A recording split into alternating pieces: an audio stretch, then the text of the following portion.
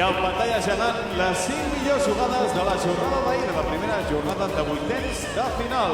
On the screen, the best plays of the first day of the round of 16.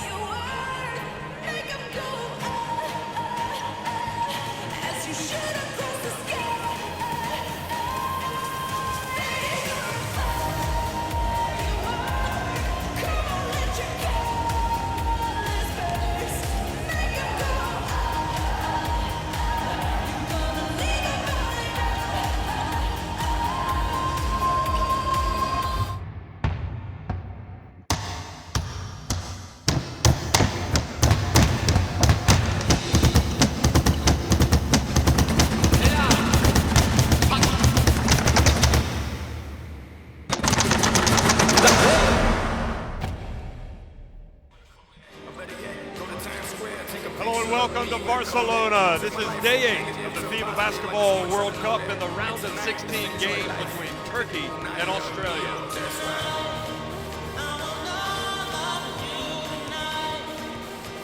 Well, the Australians have traveled here to Spain looking for big things. They've advanced to the round of 16, and so have Turkey.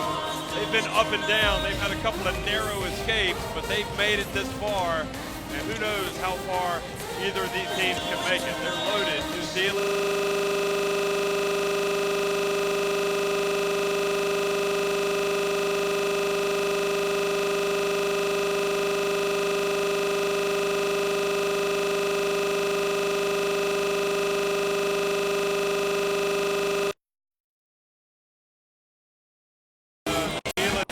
Fell behind, but they came back. I'm expecting a tight game between these two teams. Oh, I absolutely agree with you, Jeff. It's great to be here for some more action here in the round of 16. I think that you can expect a very physical game from Australia. They have some big bodies, players that just like to go into the contact and mix it up on all positions. If you look at Turkey, it's a big question what Turkish teams will show up. We have seen a Turkey that was not very inspirational, or on the other hand, a very focused and dedicated group.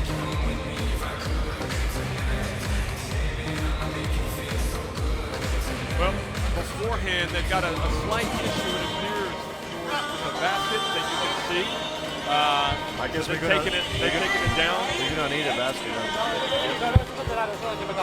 happens? You're going to have to try to straighten it out. That gives people more time to kick coach the Australia, remember, they were flying high in Group D.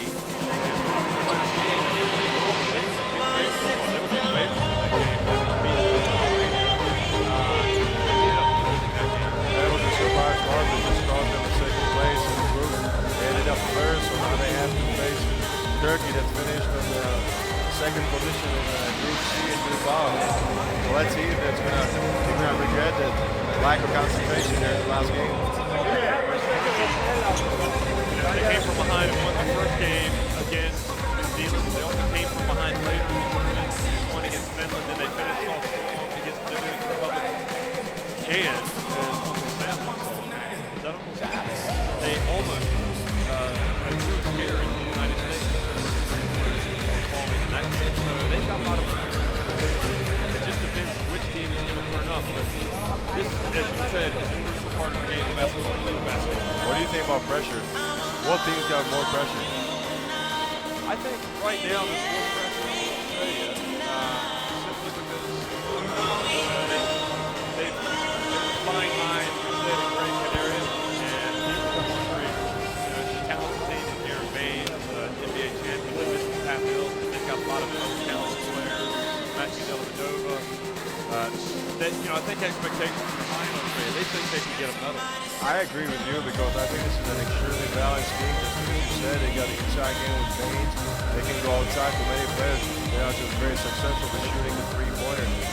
On the other side, I think Turkey just really got off to a slow start, but they picked up everything and they finished with a strong play in Group C. And I think that they can feel good about themselves. So let's see if they can transfer here from Bilbao to Barcelona.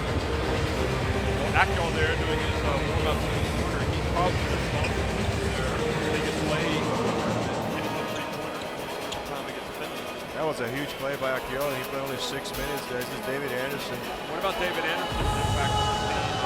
I think he provides a lot of experience. He's a big factor there in the locker room. He's 32 years of age. He's been through EuroLeague, NBA. He has seen it all. He has done it all. So I think his biggest impact will be there in the locker room. But as a big man, this is a theoretical question here. What matchup do you think I'm looking forward to most? Oh, yes, baby, right there. That's going to be a nice matchup between the two big men. They've been very dominant for both teams. If you look at Baines, he's the team leader both in scoring and rebounding. He's averaging 17.3 points and 7 rebounds. And Omer actually 10.8 points and 9.2 rebounds, but actually has been incredible in some of the games that he played with Bilbao. Against Finland, he had 22 points and 8 rebounds. And against Ukraine, that was a memorable game. This is just looking at Omer actually resting before the game. That was a line. Let me just give you the numbers here. 16 points and 20 rebounds. What a monster performance that was. But he could have made, he could even have. What about his free throw shooting? Well, I mean, this has improved somewhat. I think that we expect him to be there somewhere around 50%, and he has picked it up a little bit. I mean, he missed some free throws, but he was extremely tired. But I mean, if you're talking about a guy who has taken a lot of beating for his team, it has to be Omer Ashi. You know, and I know, you've got to make your free throws. And even though you may have improved, and at some point, that's going to hurt Turkey.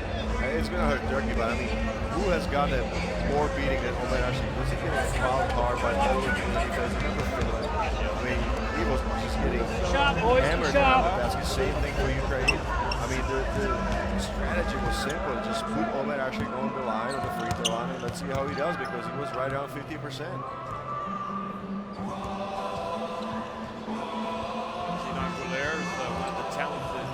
That's an incredible defender. I mean, if you're talking about a guy who's got long arms, he's going to have to spark you with a lot of energy. That's Sinan Guler. So the goal has been raised back up to the measure it. Right height. I have another checking to make sure everything's okay. I have another name for you. Kerem Goodman. Yes, he came out of nowhere.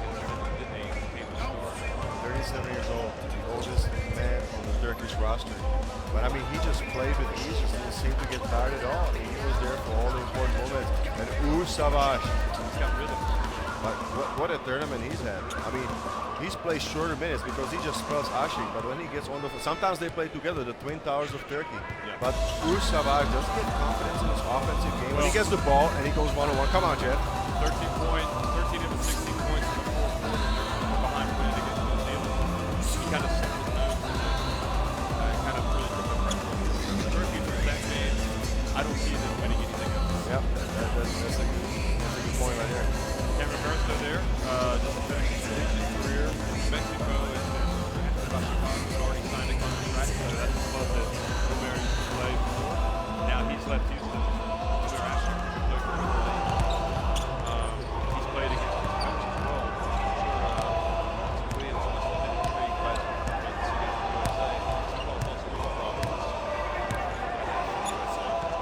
another name for you here on the Aussie squad has really impressed me. The reigning EuroLeague champion Joe Ingles. Didn't really get much time and role there with Maccabi. Yeah, Maccabi Tel Aviv. I thought his season was a disappointment there if you talk about the club season. But he's been just opening up some eyes here in Spain. I mean, he's getting the most minutes on the whole Australian squad, and he is scoring, rebounding, and he's the top assist winner. I really like him. He can cause a lot of problems for many defenses because he's a big side guard. He can handle the ball, he can shoot it, and he can penetrate it and just attack the rim relentlessly. Pretty effective in that Australian press. Those he might, even though they won't lose Slovenia, under that press. Do you think that his game is better in the NBA than it is in the I'm not sure, but I think that he has picked up a lot of self-confidence here for the Australian national team, and it's very important. You know, Maccabi, who was coming off the bench, he was just getting short lapses of 4 or 5 minutes, and when he made a mistake, he was immediately moved to the bench. So I think it was a difficult situation for him. I think he's in a lot better position now with the national team, and it shows. It tells you how much it is important to have the self-confidence for a player. It just goes to show you how important the national team is for a lot of these guys. Now, Dante Exum, the lottery pick in the NBA, played high school basketball. Played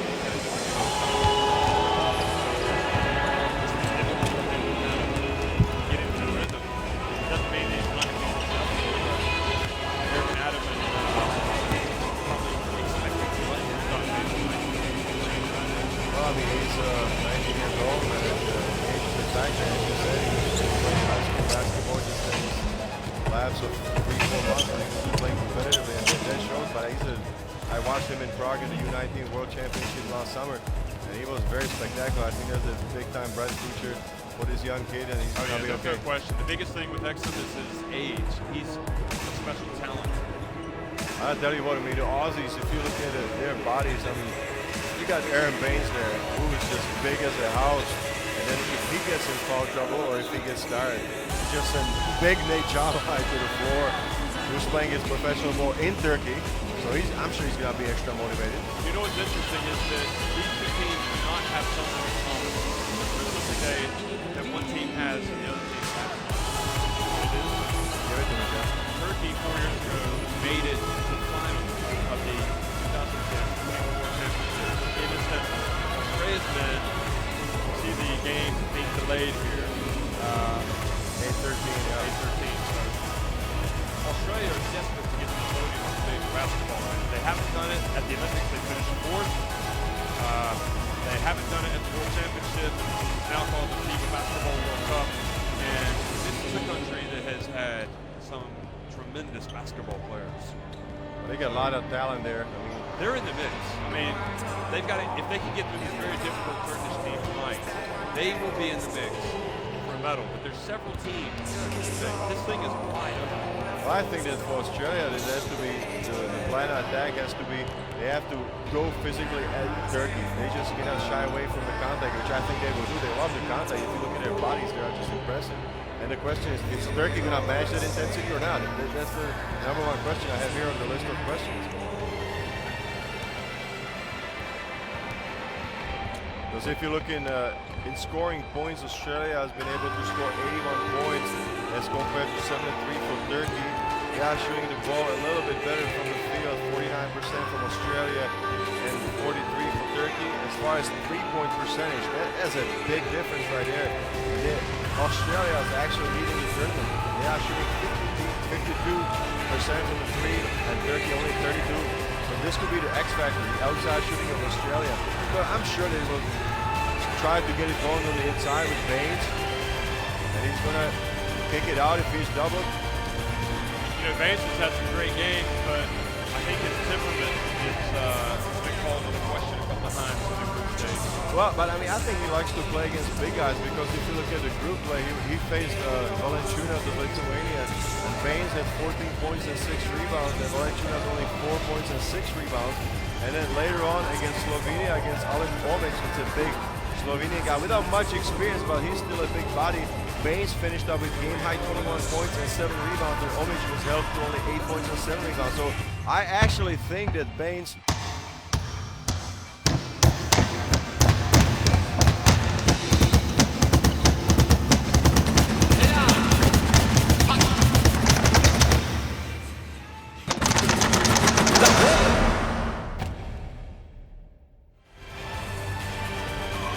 Well, hello everybody. We're getting ready for the FIBA Basketball World Cup game here in Barcelona. It's Turkey and Australia. It's the round of 16. And a delayed start is a problem for one of the baskets, but we're now back on track, and the Australian fans have had a time to get comfortable in their seats, as have the Turkish fans, and we are getting ready for what we fully expect to be a barn burner. I'm Jeff Taylor, joined by George Zedek, and earlier today we saw New Zealand come from behind, 15 points behind to take the lead, and then they lost to Lithuania, and Lithuania advanced to the quarterfinals, so the winner of this game will play Lithuania in the quarterfinals. George, we saw Turkey come through Group C in Bilbao. They were a very interesting team to follow. Well, they got lucky in their first game in the group play, but then picked it up with the 2 key wins to finish the group. So they finished in the second place. I think they have a good momentum going into this game, and they can feel pretty good about themselves. On the other side, you have Australia. This is an extremely physical and talented team that's also got some high expectations on it. They did do well, and they were not concentrated enough in their last game in the group, so they finished up in the third place. So that's why they have to match up in the second place finisher, Turkey from Bilbao. Hey, go! Oh, shit, I'm not a fucking layout.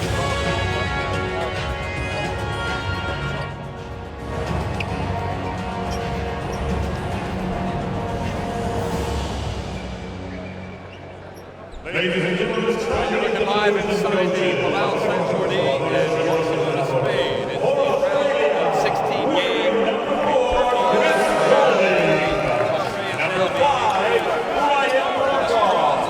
Number 6, Adam Gibson. Really great dive.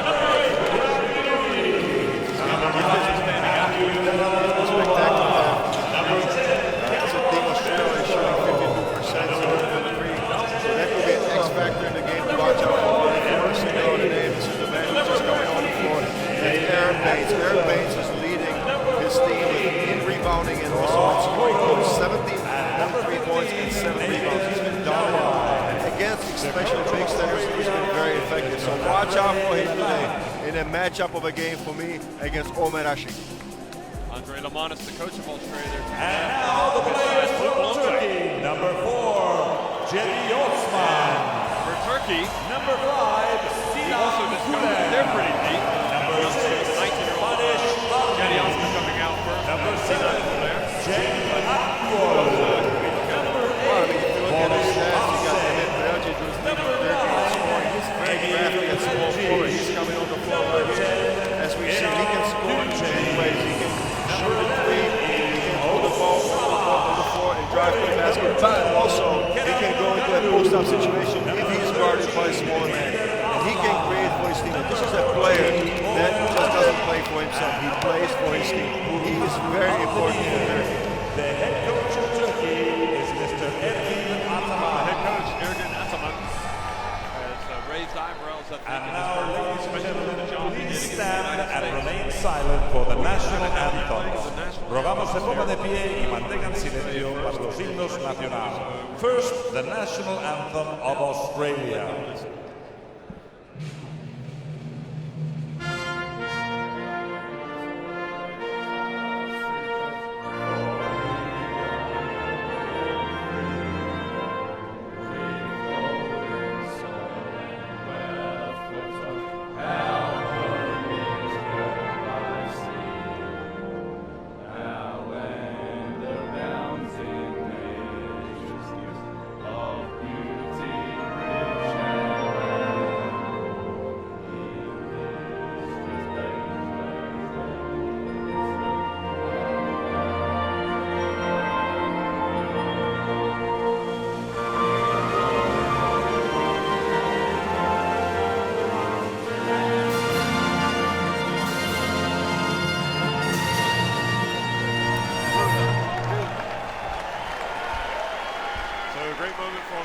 And now the national anthem of Turkey. Anthem of Turkey.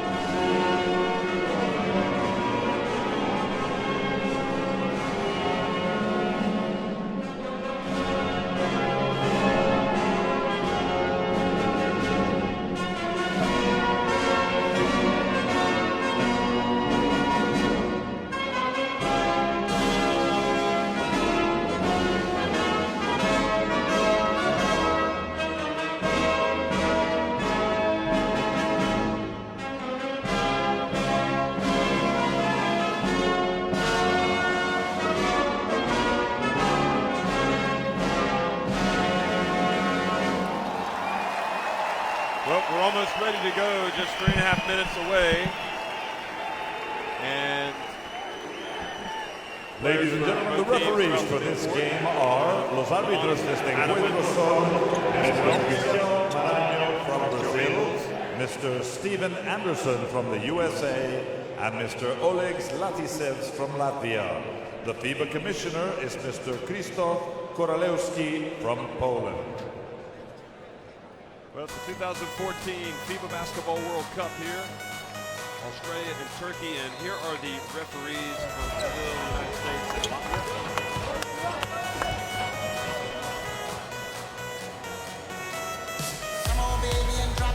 We talked about Australia's roster, Aaron Baines, the importance of this team, David Anderson with the experience, Matthew Dellavedova has been going by. Let's not forget about Joe Ingles. He gives them a lot of options very defensive, and he's very active there. They press the ball, and also offensively, he can really create for other players. So I'll be looking for him to make a lot of contributions. Here are the starting men for Australia. Ryan Broekhoff at the guard, Joe Ingles at the off guard, Matthew Dellavedova at the guard for a three-guard front, Aaron Baines at forward, and David Anderson will play forward.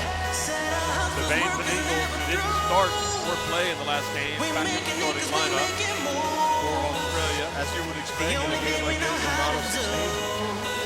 Said it's the only thing we know how to do. Work hard, play hard, work hard, play hard. We work hard, play hard, keep partying like it's your job. Work hard, play hard, work hard, play hard. We work hard, play hard, keep partying like it's your I job. would really concentrate on the big guys, Savage and Omer Ashik. I think they're going to be the key to really meet the physical challenge there from Australia. And Grunlund as well.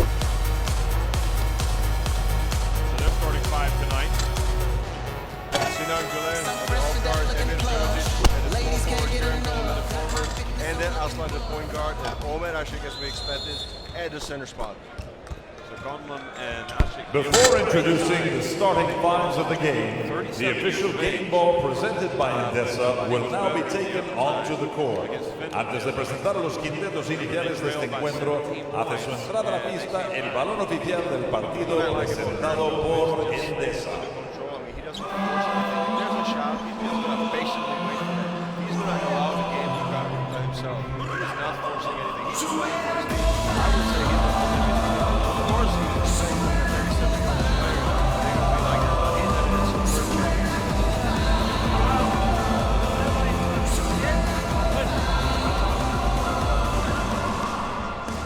Well, Ashik, we've highlighted. Baines, we've The starting highlighted. fives That's a pretty for our interesting teams battle. are number That's a 5 best for rebound Australia, and number most 5 block shots for Broekhoff, Turkey number against 7 the best Ingles, rebound number 9 Australia, Dellavedova, and number Turkey. 12 Baines, and number 13 Anderson. And I think we can just And wait for Turkey Turkey, to go immediately the starting down lineup Ashik, is on the other side. number Same 5 for Australia. So it's going to be really interesting. Box number out. 12 Find pace in the game. Let's go. Here we go, boys. 1, 2, 3. Boom. Keep this body alive and not committing fouls.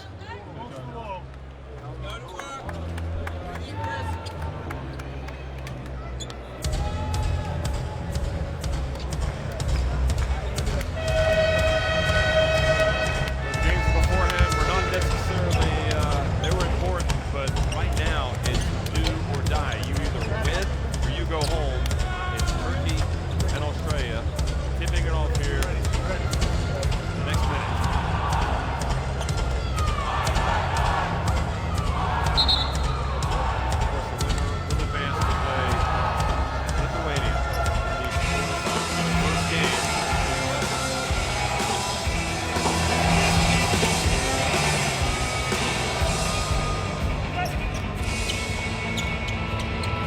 Hello, everybody. It's Turkey and Australia here in Barcelona, the 2014 FIBA Basketball World Cup, round of 16.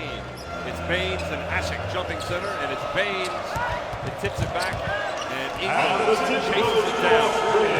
Joe Ingles, the veteran forward here in Europe, passes into Baines, recently won the NBA title with San Antonio. He puts the ball on the floor and loses the ball, and the hustle from Tottenham knocks it back. Australia, they're only going to have about 6 seconds. They're going to have to speed it up for a quick shot. Baines just got caught up over. You see it right here. He just put his head down, kind of loses the handle on the ball, and Australia gets lucky to recover the ball, but only 6 seconds to shoot. Well, they've got to hurry up. It's going to be Dellavedova that's going to bring it up the floor, and a long three from Brokoff. He gets the roll, but it was a mistake right there by Ashik. He completely forgot to step out. Sorry, it was Dellavedova that made that three. But Ashik just stayed back. In this situation, there's no time left. He's got to step up. Arslan tries to answer with a three, and Baines, with that good size, boxes out Ashik. That was a good box out by Aaron Baines. The big body for Ashik. It's not going to be easy to get around. Another one from Dellavedova. He got some confidence going, so he put that one fairly quickly. Krelzic. Some space, passes back to Gomla. Arslan over to Krelzic. Krelzic goes in. Out to Gouler. 3 on the shot clock. Gouler. And you saw when Emir Krelzic was taking the drive to the basket, it was a lot of contact. The Turkish players have to be ready for the physical aspect of the game. They pass it inside to Baines, but he lost control of the ball. How did going he up for lose the that? dunk. I mean, he was right underneath the basket all alone. Was it affected by Ashik?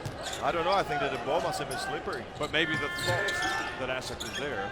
Well, I mean, I think that Baines is dominant. He was just thinking about dunking the ball. Arslan drives down and gets it at one. And boy, that's not a bad drive right there. It was a big stream by Omer Ashik. A good angle there and almost an avenue to the basket for Ender Arslan. Nice drive by. He wasn't challenged by anybody from Team Australia.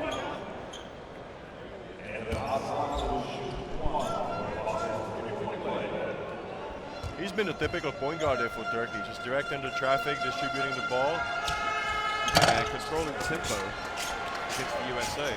He was very effective at that. Dellavedova. Ingles is in the corner. And kind of a crazy play by Aaron Baines. That was wild. I mean, there was a sweeping left hook, just going to the basket. Was he looking for somebody to pass the ball to, or what's going on? I mean, they just need to settle down. Australia just needs to calm down. Krelzic goes past Brokoff. Arslan on the corner. Ball tipped out to Krelzic. That was a good job by Gunnar to keep the ball alive. Brokoff, tough assignment for him. No to pass over to Arslan. Good! He's a good shooter. You better cover him. He's small, but if you leave him open, he's going to take all the shots. You saw the preparation of the shot. Emir Krelzic, he does a lot of playmaking for his team.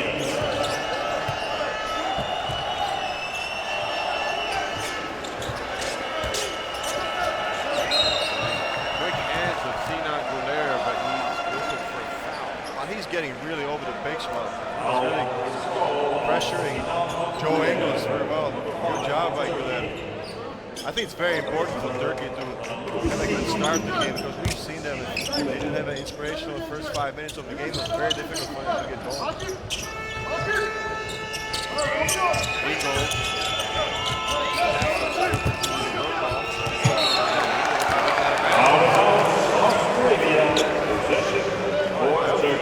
Anything is going really well there for Team Australia.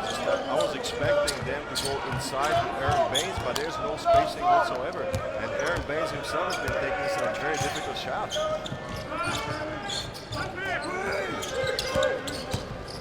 Gouler penetrates, puts it up off the glass.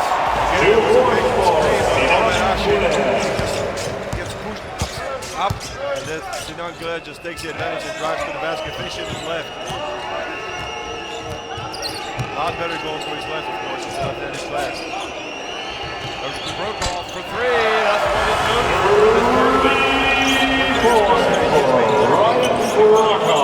60% from three. Well, that'll probably settle Australia down. They'll be hoping anyway. Arslan goes to the other end for a long jumper. Misses. Good box out there by Australia. Ashley just had no chance to get offensive rebound. And he gets the steal. Very casual pass by Ingles and has it stolen. Ingles seems to be sort of not in the game right now. I don't know, this was his problem last year when he was playing for Maccabi. He just was making some careless mistakes, like just like this one. Some passes that he just didn't really put his mind to. So right there, I mean, it was a wide open way for Emir Brajic to the basket, so they just stopped him with a foul. Andre Lamanis coaching this team. He was an assistant in 2012. Took over coaching them last year. FIBA Championship. Here's Boulaire, penetrates. Oh, what a play by Boulaire.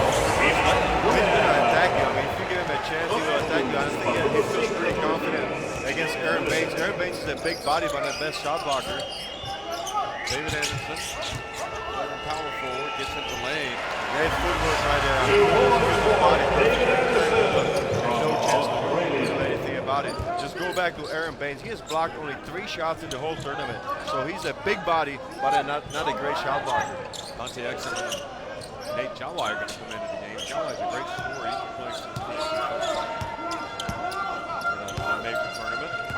He's had a lustrous career in the European club for the last 2 seasons after starting with Partizan Belgrade.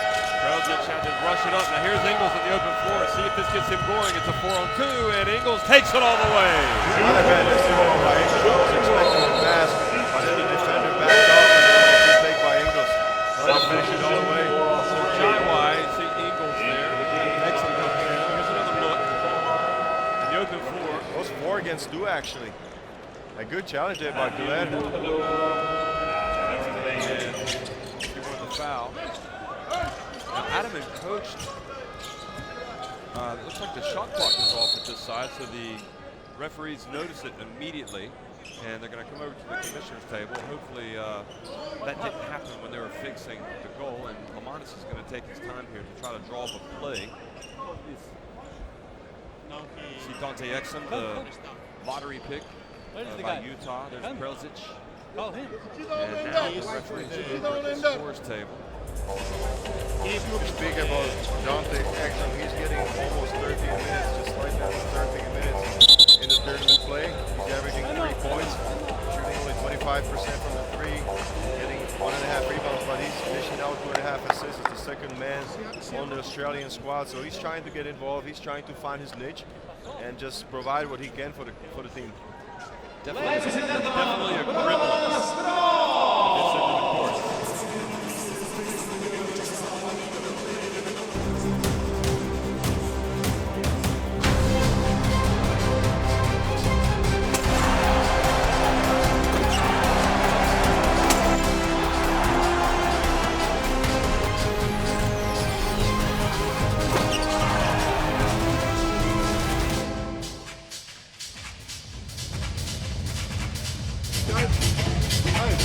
So we're mushing the middle pick and roll now.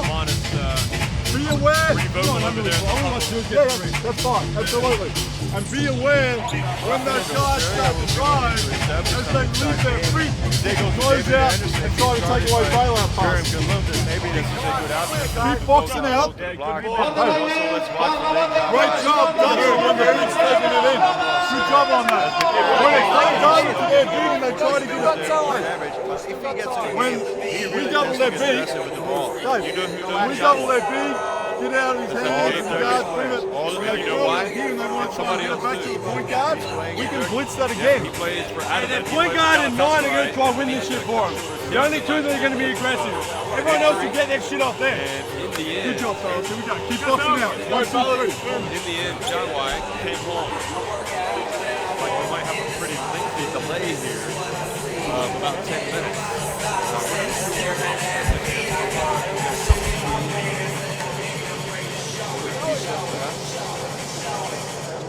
I'm sexy and I know it.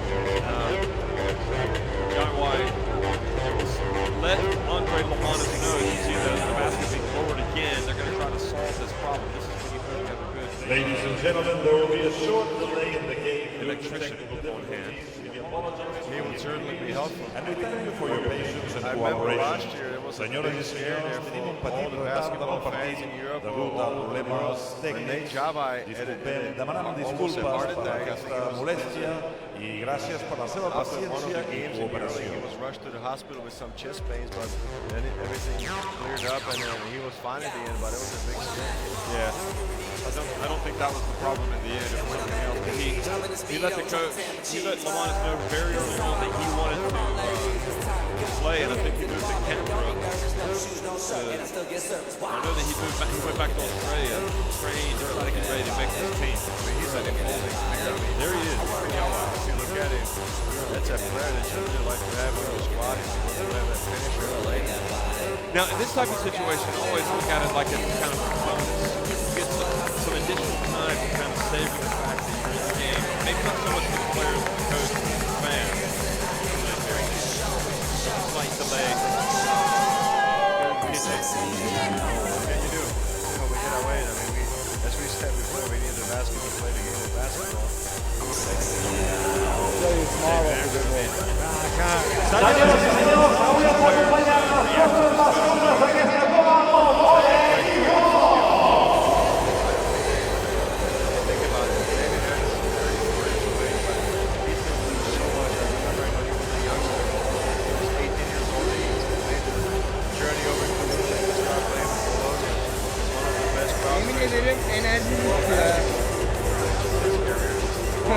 Played here in Barcelona.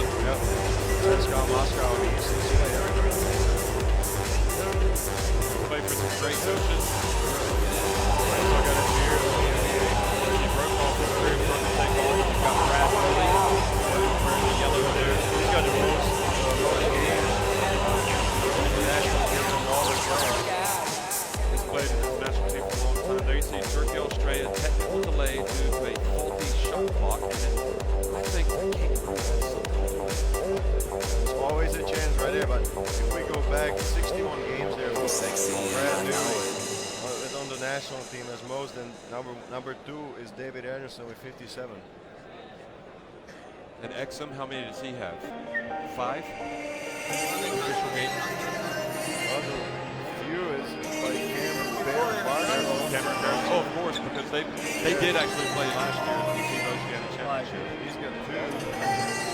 And Dante Exum, I don't know if this is real or not. You know what it is? 24. There you go. 24. They must also count for the game for the This is an international game right here. Is this guy scouting for USA? Right? How about it is Mike Krzyzewski? Mike Krzyzewski says he never looks too far ahead because he only concentrates on the next game. And the next game for the USA is, you know, Slovenia. And we watched most of this team play yesterday. So no, it's not Mike Krzyzewski. It's me. I'm just being honest. You know so well, he's been dealing with all the press conferences and stuff, and he's giving some incredible answers to some questions. Look, the journalists. Look at Dante Exum there, coming out. We're watching Mike Krzyzewski.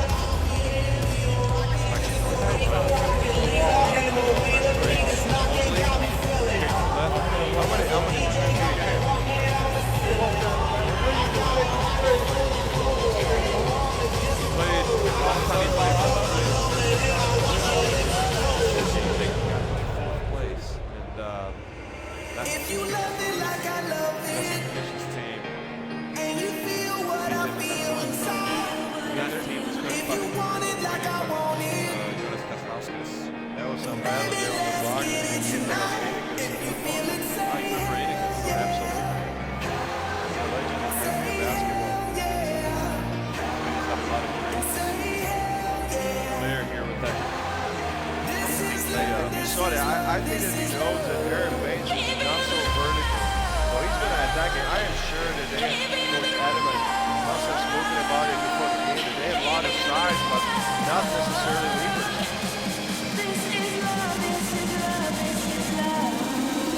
You know, Turkey has a lot of players with the experience of having been in that team for 4 years.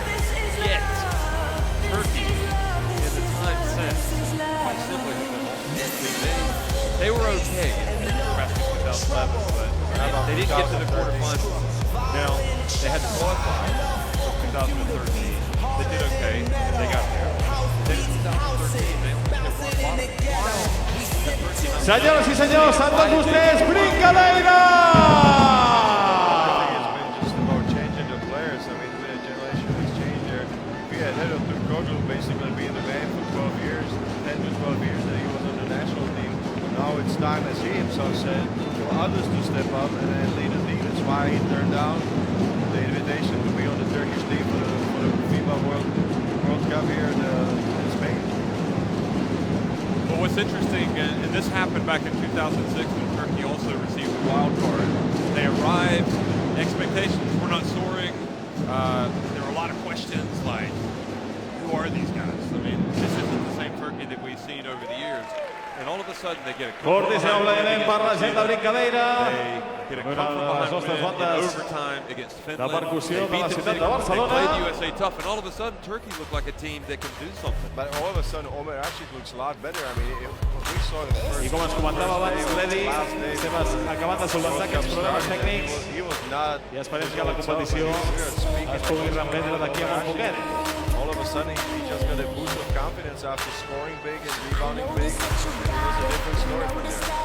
Now Aaron Baines, you can see his size obviously is something that taken him determination. I em sembla que arriba la cançó que ja coneixeu. You know this song and you know the dance. Now it's time for Dance Guy! He's played in the NBA, he's played at a high level. Once the basket You're in breaks, camera, you must dance. Uncle Sam, what are you doing now? they're going to have a 2-minute warm-up, and then they're going to start. They're going to carry on. We apologize for the delay. Glad you could take with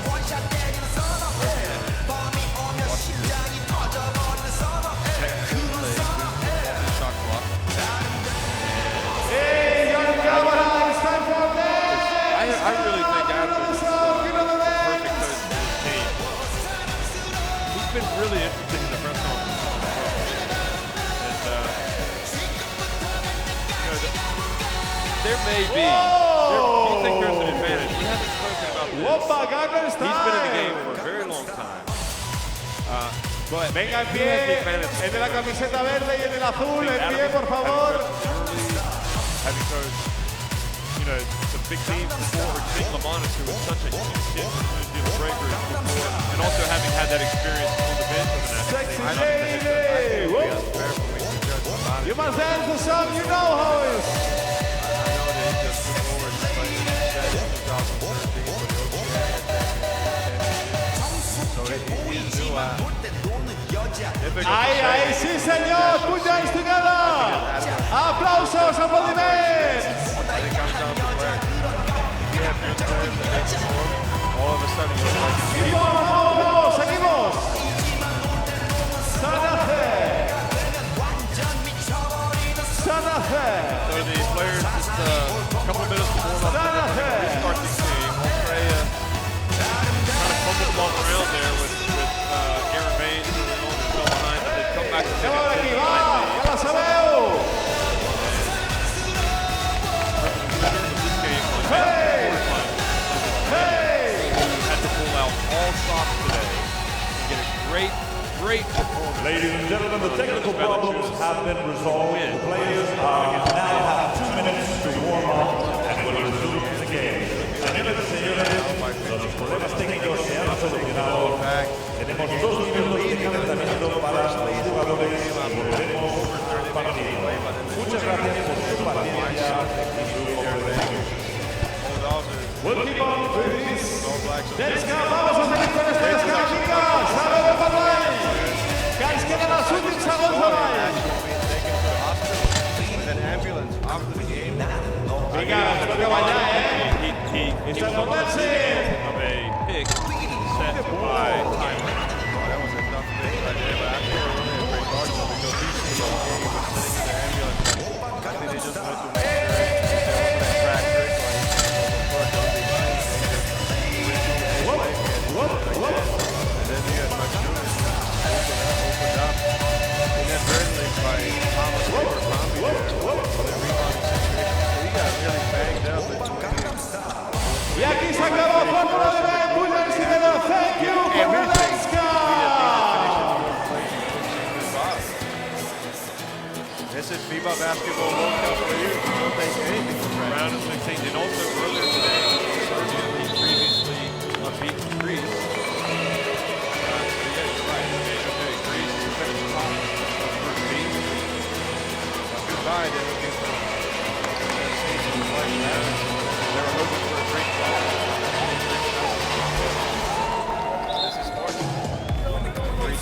cited great famous moment 8 years ago. They upset the United States in the semifinals, so it's not going to happen. Get fouled here if you can get a quick cup on the sideline. Go. Well, Go. honest. Stay the 40 deep. So 1, the 2, focus 3. of Boomers. the team tries to anyway. It gets them back out on the court here in Barcelona. It's 10-9, Australia on top of Turkey. So if you're just coming back, welcome to the 2014 FIBA Basketball World Cup round of 16 game. Or shall I say, welcome back. We're midway through the first quarter here, and Australia leading it. But Turkey have possession. Now Dante Exum, who's just come into the game, is on the ball there. He gets the big no. Gonlum, he drives in. And Jawai, who's checked in, picks up a rebound. That was a difficult shot from Terem Gunlum. He didn't really have the angle of David Anderson.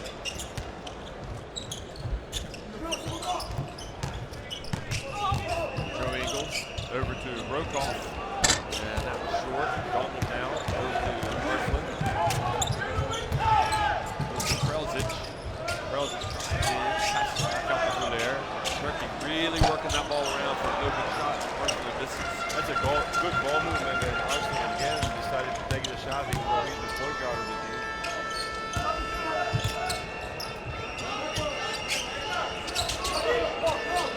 John Wine up at the top there. Close to the top of the key. Some scrapping.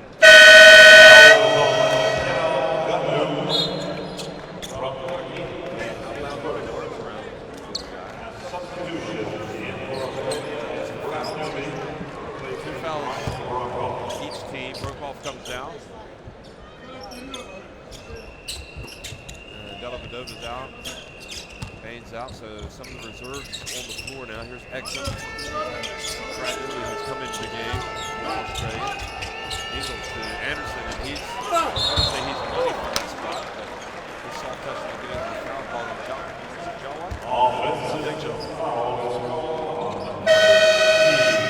You talk about Nathan Java, just watching him last 2 years in Europe, I think he also tends to get in foul trouble very easily. This is the situation. David Anderson takes a shot, but Nathan Java just pushes off on the offensive rebound.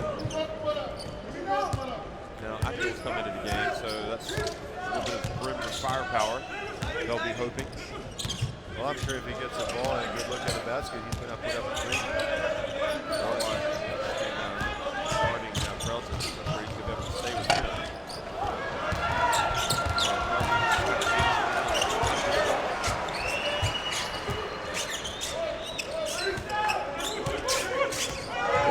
Gotten better as the tournament is going on as well. And the bounce back to Ashik, knocked out. Akil for three. Hey, I always said it. I mean, he had a separation there from Brad Newell, who was guarding him.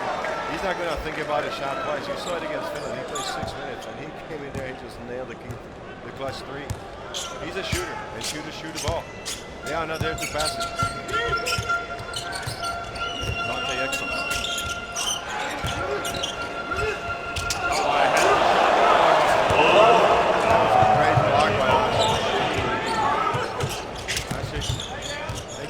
Defensively, as you would expect, and now here he is getting inside and fouled by Jawai. Jawai has 2 fouls. Foul is on number 15.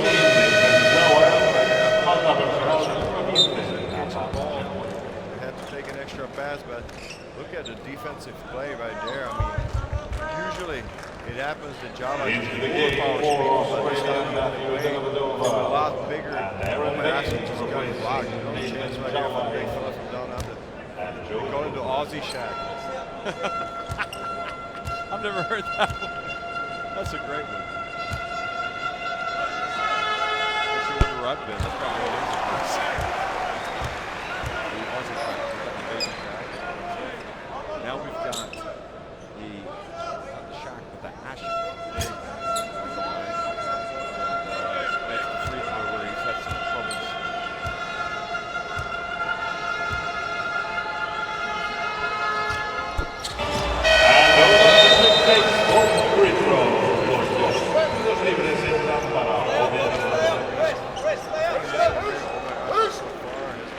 Into the game for Turkey, 40 replacing Jacob Abdul.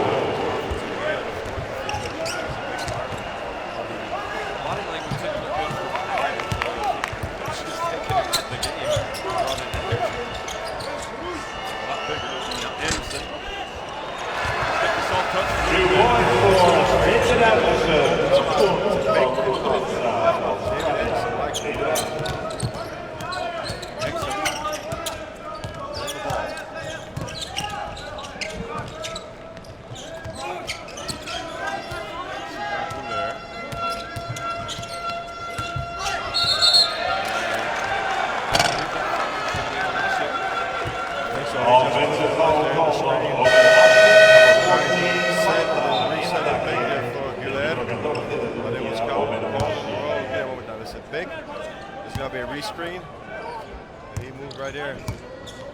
The referees are just watching. Get a chance now to see Cameron Bairstow for 10. And,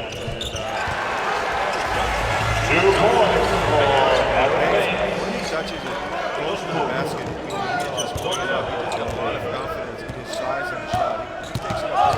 He even think about it.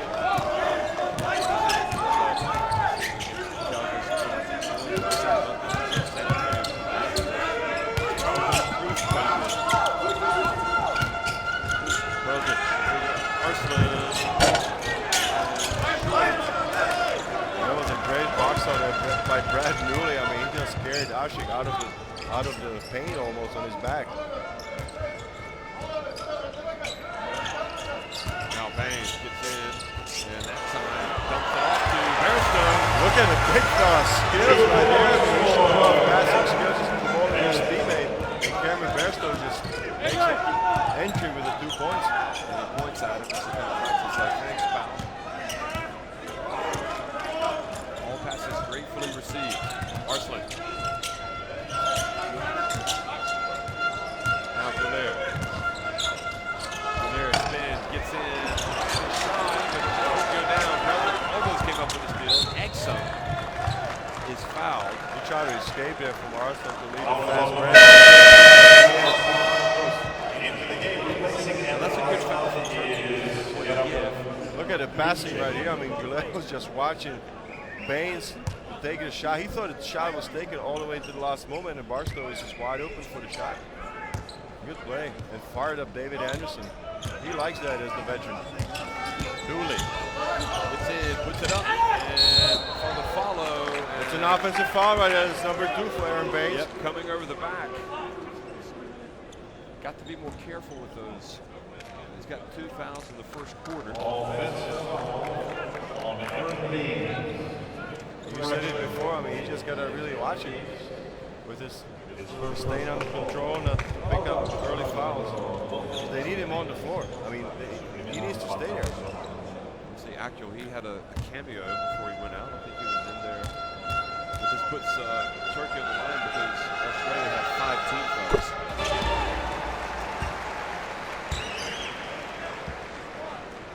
You know, Adaman doesn't change his expression. He's exactly like that after a big win. Yep.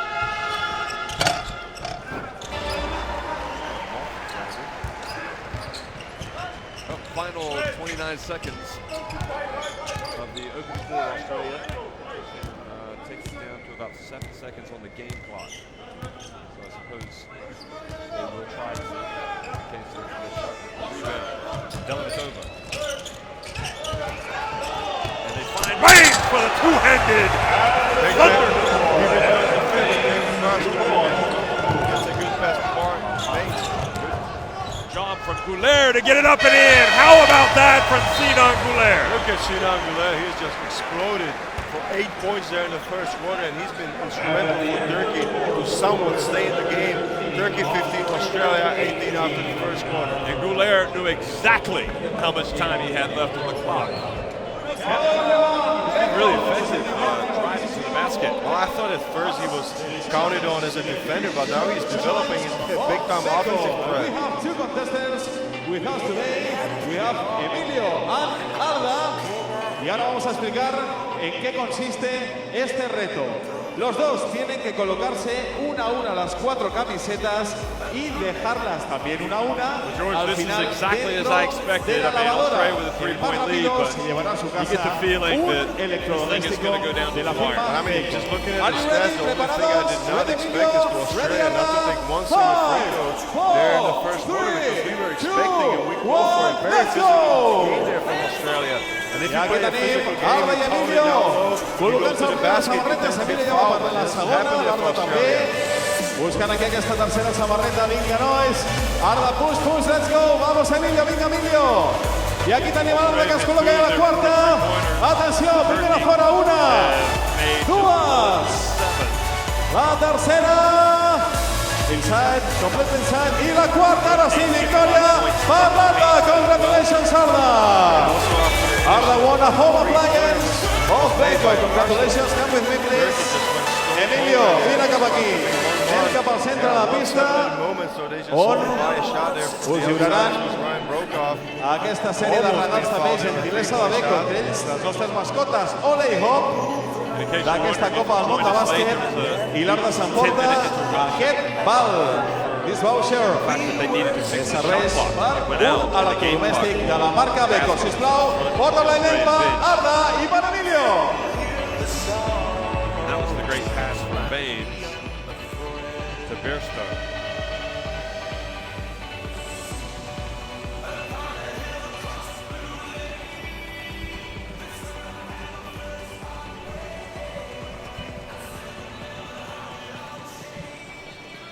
So 18-15, Australia lead it, but Kerem Tuncuri is checked in from Turkey, and the Turks have the ball. Aldemir as well has come in, Furkan Aldemir.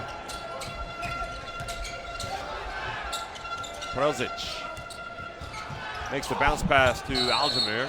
Aldemir called for the charge. So good position from Dellavedova. Way to give up his body there for the team. Look at it one more time. Good pass by Prelzic. Was Dellavedova was there on time. Way to sacrifice his body there for the team. That was a big man coming down the lane at you. But usually Furkan Aldemir is a mobile big man. When he catches the ball, he has the body under control, but just couldn't do it that time. So he's the first choice off the bench instead of Savage. That's interesting because Savage has been very effective. Could be that he wants to try to get another foul on Baines and get him to the bench. I don't know. The physicality aspect of the game. And inside, nice penetration from Dellavedova. He got a good angle right there. There was just nobody to challenge the shot. He's a tough player. And the defensive pressure forces the turnover, so good work from Brad Newley. Prelzic cannot believe it. He thinks that Brad Newley was the last man to touch the ball. Well, that's a tough one. Oh yeah, both of them, they're right there. You could see that he was definitely surprised by the call. Or maybe he was just lobbying. He was trying to trick the referee. This is not an easy moment there for Turkey. They're down 5. Exum.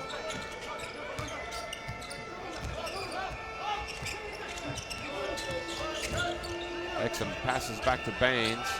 And Baines puts up a crazy shot. Why did he shoot that? He still has 6 seconds left on the shot clock. Do you believe that?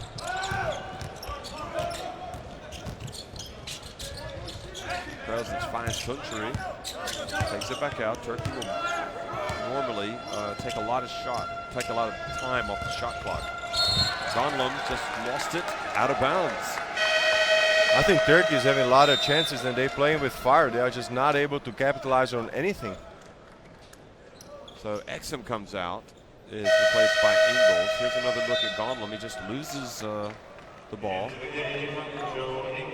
So that means a minute and a half go by before Turkey and they just cannot buy a basket.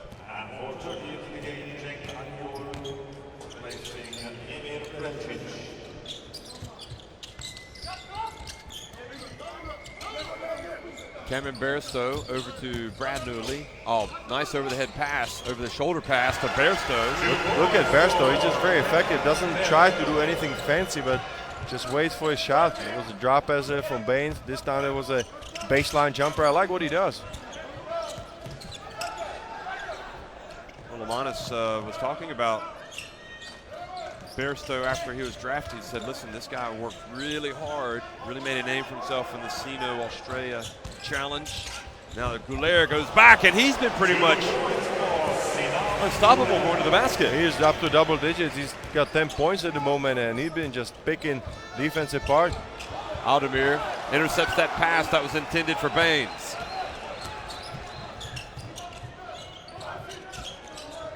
Tuncuri. 36 years of age, very smart player. He had an opening, he took the 3. He's a very good shooter. And just like that, we've got a 2-point game. Bairstow looks off the pass, puts up a hard shot, follows it, and gets the foul. Look at Cameron Bairstow from University of New Mexico, as you just said, graduated, signed with the Chicago Bulls, and just makes the most out of his chance. I mean, the minutes that he got today. What a play by him. There he is. Look, trying to fake. It was a tough shot, but he stayed with it. And shot is good.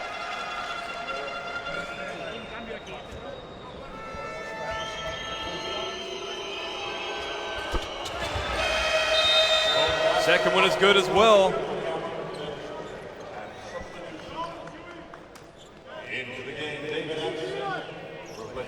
So now they're gonna go a little bit smaller there underneath the basket with Aaron Baines going to the bench. And now they're gonna stay with Cameron Barstow and David Anderson as their big guys, the Aussies from down under. Yep, over to Aldemir.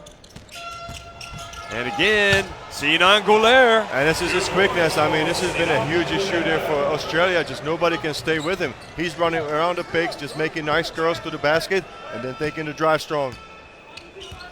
Well, Golair is just making a living off the layup, isn't he? I guess that's why you do layup drills before the game, because this is basically a layup drill for him.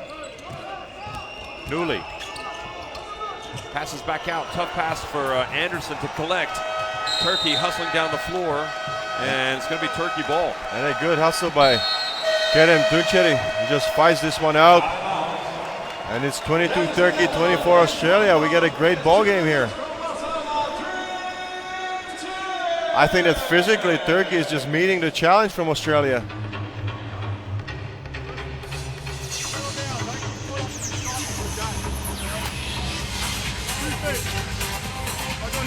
Defensively, when the ball's out here, Dave, you can't be like this. Press the fucking thing. All right, get into it. Be active. Now if it's dribble handoff, now you give a gap. And it's going to have your bus over, then you go home. Here are the stats. Turkey struggling a bit there from 3. Australia shooting 2 for 4, but still I am looking for some pattern from Australia. I don't think they have been able to, in my opinion, I don't know what they're trying to do offensively. There's been some helter-skelter offenses there for them. At least it's clear that Turkey is just running Güler off a lot of screens. They play some pick and roll, try to get the ball down to Ashik, but for Australia, I think they are still looking for their rhythm offensively. Here you see Güler just finishing off over Ingles. Look at the curl right there. And I think that Ingles just got to do a better job of guarding Güler. On one-on-one situations, he's just got to stay with him or go behind the pick and bump the curl. Man, he's just really giving him a hard time.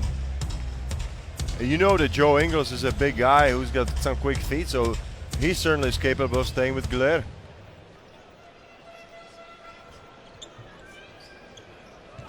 Well, back to live action now. Out of the timeout, Tunçeri. And Akul hasn't really been able to get going yet offensively. Baines is on the bench, and it's David Anderson in. I don't know if that was a pass or a shot, because the way that Gonlum looked, he thought it was supposed to be a pass. But anyway, over to Australia. David Anderson battling with Gonlum. That was a lot of contact there. Ingles back to Anderson. Into the corner to a wide open Newley, and stays out. And Gonlum with a very impressive rebound.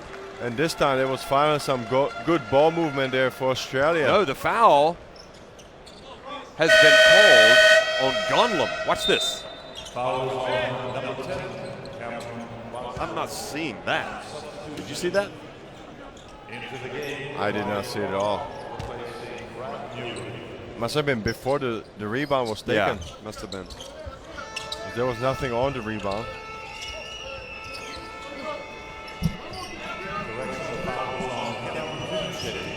Also, the foul was on Tunçeri. It was not on Gonlum, so it was away from that play. And anyway, Australia make the most of it. A little bit of a momentum shift there. No, with that this is good basketball. I mean, they work the ball around the perimeter and they find a way to go inside to David Anderson, who makes a nice jump hook.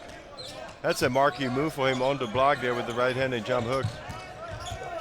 There does seem to be a discrepancy on who that foul was called. We'll try to get some clarity because the official score is now saying it was Gonlum. Anyway, up it goes, and here's Brokoff. Hands it off to Ingles, and Ingles was fouled. That was a really late whistle right there from the referees. And Goulet is saying, no, I didn't foul him. Come on. No, that was obvious. It was a late whistle, as you say. But there was definitely contact. Look at Ingles. That was a heads-up play by Brokoff. I think there was body, which maybe Ingles initiated. I didn't see the hit to the head. I was looking at referee Oleg Zlatishev, who called a foul from behind, and he said he got his head.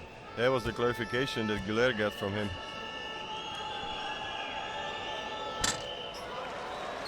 Boy, Joe Ingles is just really looking for his rhythm.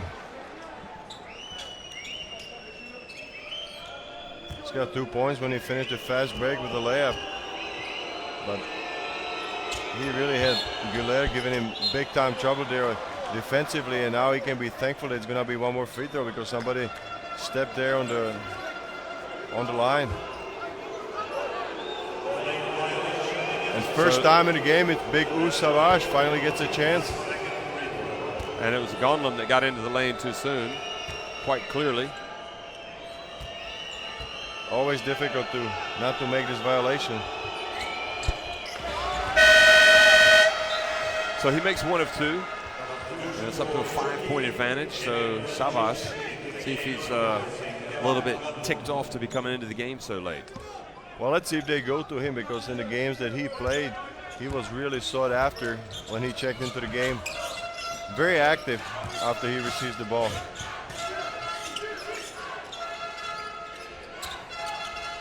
Country has the ball really far away from the basket. And Brokoff is whistled for a foul. That's number 1 in Australia in the second quarter.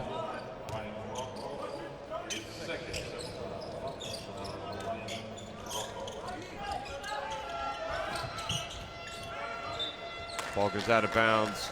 And that's Joe Ingles. He's got really long arms, and he's always going to try to put his hand on any of the passes, just deflect them out of bounds to disrupt the offensive pattern. Jetty Osman coming into the game for Goulet, who hears a lot of applause as he leaves the game because he's been sensational. He's got a game-high 12 points. Country from the arc is good. That was a mismatch, him against Barstow, and he takes advantage of his speed. He's able to shoot it over the big man.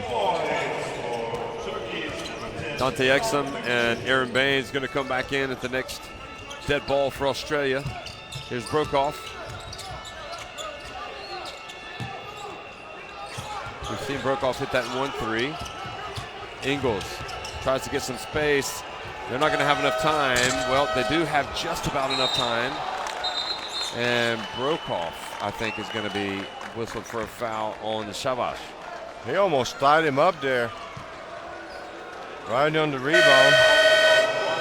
Look at the drive here by Joe Ingles. There's no time. There's a heads-up shot right by Deladevova.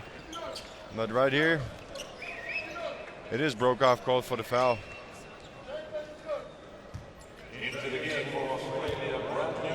And you know that Brokoff, he knows a lot of the Turkish players because he himself plays in the Turkish league for Beşiktaş Istanbul.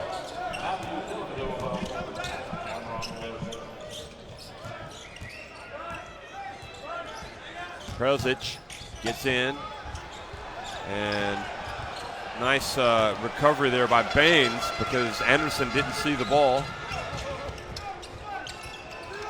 Exum passes to Anderson, and it goes to Aaron Baines, and he missed the layup. Gets it back, hands it off to Ingles, gives it back to Baines, and finally the Boomers score. That is a great passing right there by Team Australia. You just gotta like that if you coach of the Australian team. What a play there. Passing between big men. Akil for 3. That's what we expect from him. And this is his job right there. He's not going to do too many other things. But if he's going to catch it and be open, you can look for a shot. Newley catches it, cutting to the basket, gets it back, and puts it up and in. And this is the physical game of Australia that just really physical, getting to the offensive board. So Turkey's really got to pay attention to that and box out. And you can see now Australia trying to up the tempo defensively, up the intensity, getting in the faces of the Australians. Exum on Tunturi, over to Shabazz. And Anderson. That was a short jumper right there. Difficult shot to make. You can see Lamanis telling him to push it up the floor, Exum. And Shavash with again a nice recovery. The low post moves for Baines don't seem to be tricking Mr. Shavash. No, I mean, he stayed down and made a nice block right there. He's going to be substituted from the game.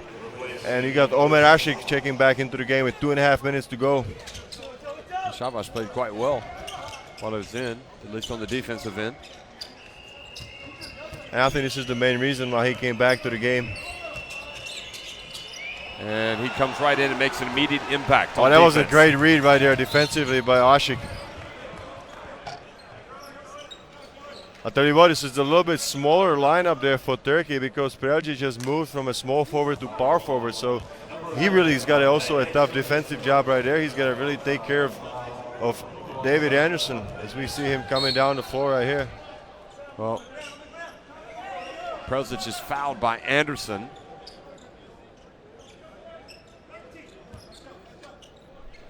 We were wondering maybe if Anderson might struggle a little bit with his foot speed on defense against a smaller player like Preljic. Well, I mean, but he should take advantage on the block. He should try to post him up at all costs because he's got a nice post move. Akul. He's a scorer. He makes it curl and immediately takes it up. Jump down low to David Anderson. Well, they were trying to take advantage, but Turkey were ready for it. Osman over to Akul. And Exum commits another foul. That was a heads-up play by Akul right there. He saw the young fella Exum coming at him, faked him out, and just drew the foul.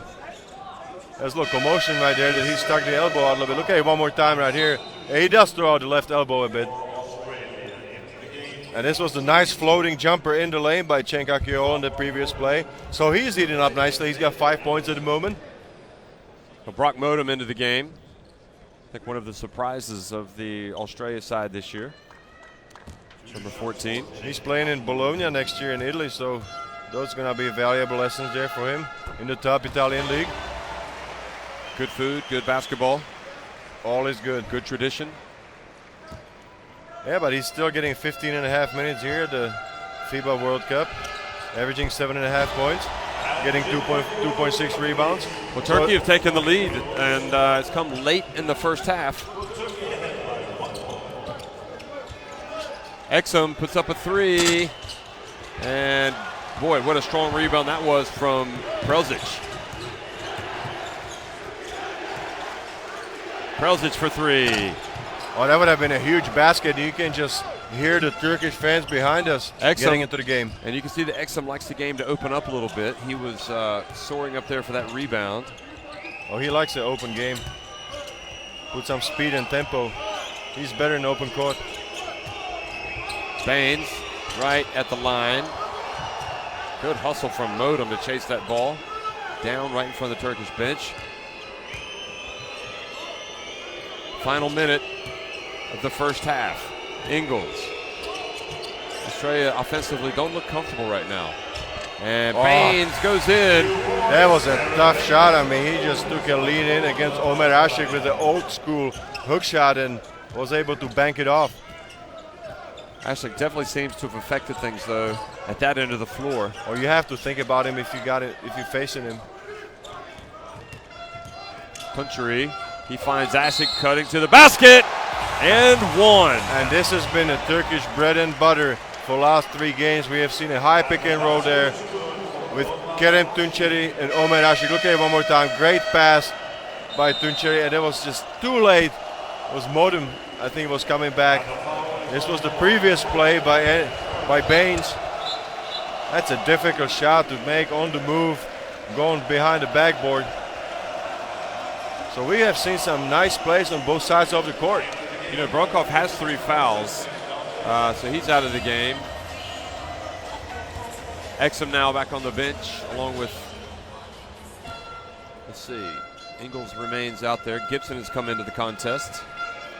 Let's see if Ashik can stay perfect at the free throw line. He's 2 for 2 so far today. He misses well short. So with that miss, Australia with another opportunity to go back in front.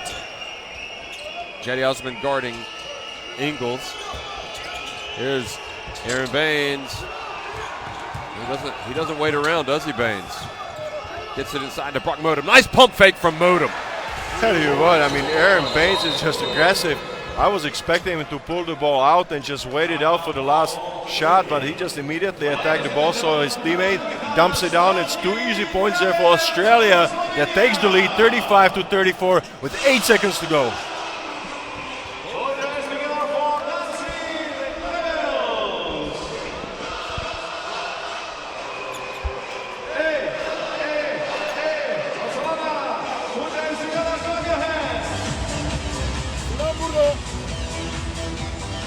Well, as we have seen here, the quarter-by-quarter scoring at the World Cup, these last 8 seconds could be important. Oh, absolutely. This could be a huge momentum changer. And it is interesting to me to see who's going to make the last shot there for Turkey. Look at the bench scoring for both teams. The bench scoring 13-10, fairly even, but both teams are in the bonus, so I think that Australia is going to have to try to play some tough defense. It will be interesting to see maybe if Cenk Akio, this is the last play, when Aaron Baines just immediately after he got the ball back, dumped it down to Brock Modem. Okay, so we got Perjic. I'm sure he could be involved in the play with his dribbling skills. And I'm going to also watch out for Cenk Akio to spot up there for long distance 3. Immediately he's walking there to the right corner to spread out the defense. He's got Brett Newley on him. Final 8 seconds here. Goulet takes it up. Tuncheri, he gets it back and puts up a layup. Newley gets it back, puts it up the court. Oh, he got the net. And that's how it finishes. Turkey got a good shot, but they missed it. That was a really good look there by Tuncheri. He had a wide open look there in the basket, but it just didn't happen. So 35-34, Australia on top of Turkey at halftime.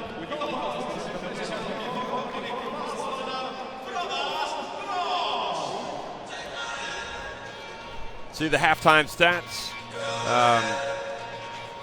Australia struggling from the 3. We said that they are an effective team from outside. Rebounds 23-13 in favor of Australia. Australia just really being dominant there on the boards, with Omer Ashik the only one who can really neutralize them, but it hasn't happened so far. A fairly accurate game right there. 6 turnovers there for Australia and 5 for Turkey. The top scorers there, Goulet with 12 points and Baines with 8 points and 5 rebounds. He's been the man for Australia. And also the turnovers, the steals, the blocks. It's 35-34, Australia on top.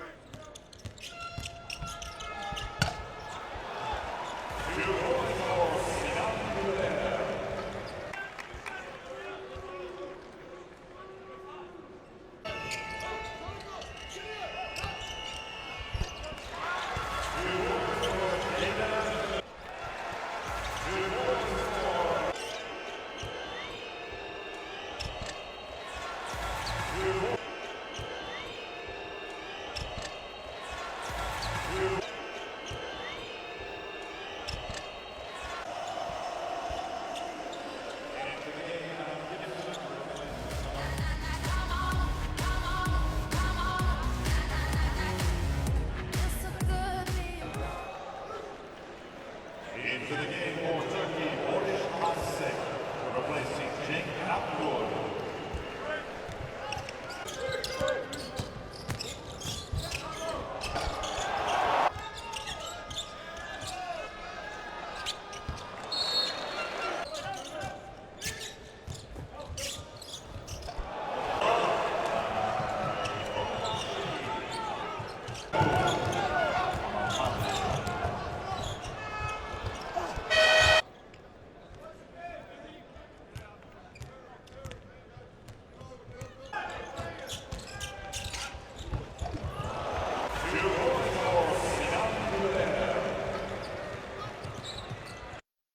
Oficial de esta Copa del Mundo, sube la copa.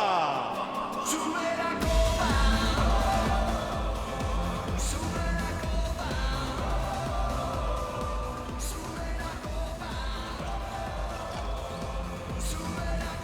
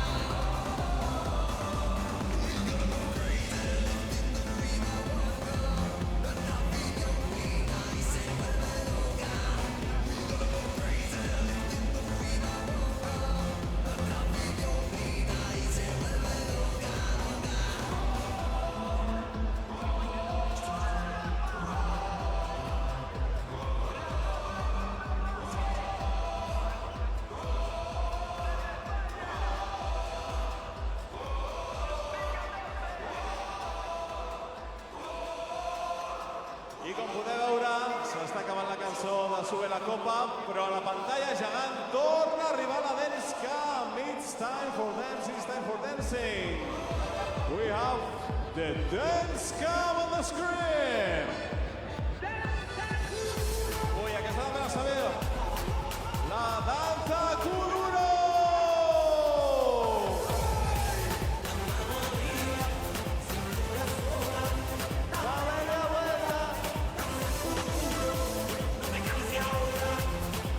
Molt bé, vinga, aquests nois, seguiu aquí, keep on! Arriba! It's time for dancing, girls!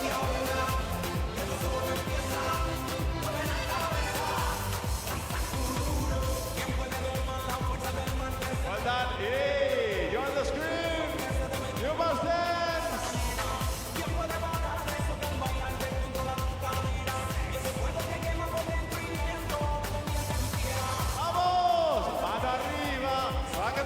Mira, acompanyava abans i ara no balla, eh? Ara sí, ara sí. Molt bé.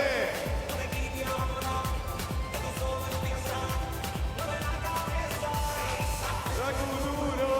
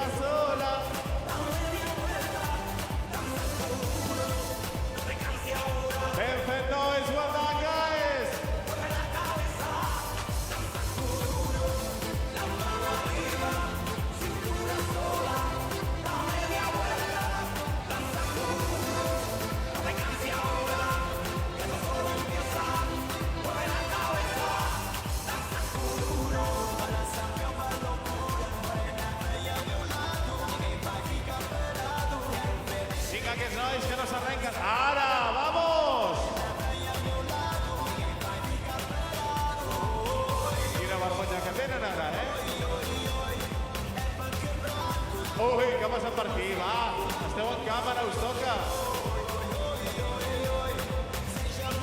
Mira, ara es fa la foto, Vamos a flipar el resto. La mano arriba.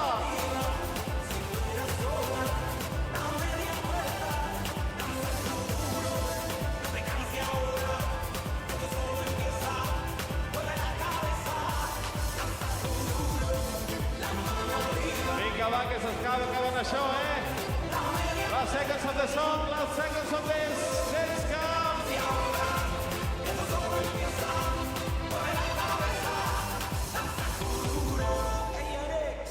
Okay, thank you everybody, gracias. Thank you Barcelona. Oh. Espera, un momento. Son mi padre y mi madre, lo puedo jurar. My father and my mother, I promise you. Papá, mamá, os toca. Os toca, que estáis en pantalla. Sí. Un besito, ¿no? En la mejilla aunque sea. Va, venga, Gracias, papis.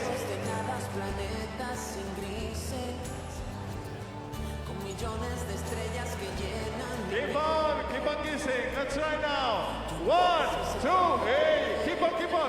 1, 2, 3, 4, 5, 6, 7, 8, 9, 10. Okay. Oh, let's try that. 1, 2, 3, 4, 5.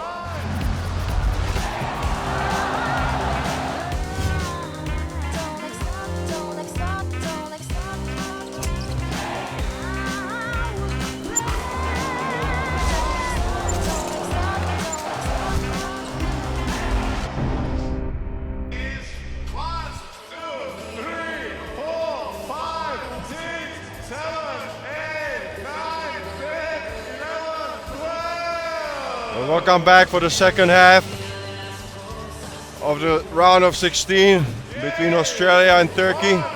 At the half, Australia is up 35-34.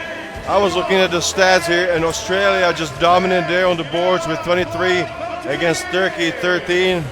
As we see the players warming up for the second half. Also in the paint, Australia a little bit more effective there with 22 points as compared to Australia 16. And the story a little bit more hustle there from Australia with second chance points.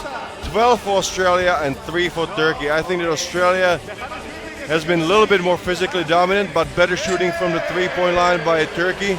And a dominant play from Sinan Goulet has kept the game close. George, have you been happy with the physicality of Australia? I mean, have they been as physical as you expected? Well, I would have been more happy if Aaron Baines was a little bit more selective with his shot selection. I thought that he just took some early shots, some ill-advised shots, and I was a little bit surprised. I was expecting a little bit more maturity from him. As you pointed out before, he was on the roster and played minutes for the champions in the NBA for San Antonio Spurs.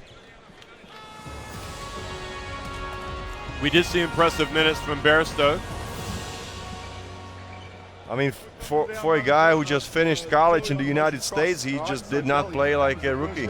He's going to be coming into his first professional season there with Chicago Bulls. Not a bad signing there. Not a bad signing, but he's going to be really finding it difficult for playing time. But this is an invaluable experience for him to get ready for that rookie season. As Australia come into this second half, what they'll need to, what do you think? Well, really I think increase that the tempo initially. Defensively, they just have to take care of Goulet. I mean, that's going to be a part of their game plan. He's got 12 points right now. And I think that just shot selection and better spacing would be something to talk about right now. I mean, you really wonder if they pay a price a little bit of that mental letdown in that last game in the group when they lost a game that they were really supposed to win. I mean, has it carried over? Well, Ingles has not looked sharp at all. Sharp, yeah. And I think he had a good tournament up to that point. Well, it's the 2014 FIBA Basketball World Cup, the third quarter getting ready to start here between Australia and Turkey. And Dellavedova back into the game, Ingles as well. And Ingles comes out to receive the inbounds pass. So the offense is going to start with him, with Dellavedova popping back outside. And Baines looking to post up Ashik. Now he's going to come up and set a pick. Ingles over to Dellavedova for a jumper. And that rebound chased down by David Anderson. That was a long rebound. Just gotta had some help on the rebounding from the guards. Nowhere really to go for Aaron Baines, but he was fortunate that the ball was knocked out of bounds with 15 on the shot clock. Yeah, he was well behind the basket right there, behind the board. He got lucky that Chenkakio just tipped it outside. Brokoff guarded by his opposite, really, the three-point shooter of Turkey, Anderson. And Anderson's soft touch, not good enough. He's good. This is his shot right there when he squares up, faces up to the defender. He's able to knock him down. Now Ashik goes to work against Baines. And Ashik just kind of loses the ball. He just took way too long. That was extra 1 or 2 dribbles. Ashik is a lot more effective. He just takes it and goes. Of course, right here, it is not easy for him to back down Aaron Baines. He's just one of the more physical players here at the World Cup. So an interesting duel there between Baines and Ashik. And Australia sort of content right now to keep zipping that ball around on the perimeter.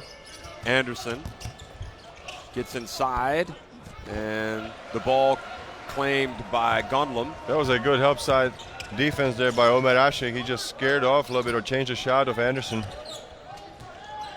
He's been changing so many shots for Turkey. Goulet, he's done it with the drives, but he misses that jumper.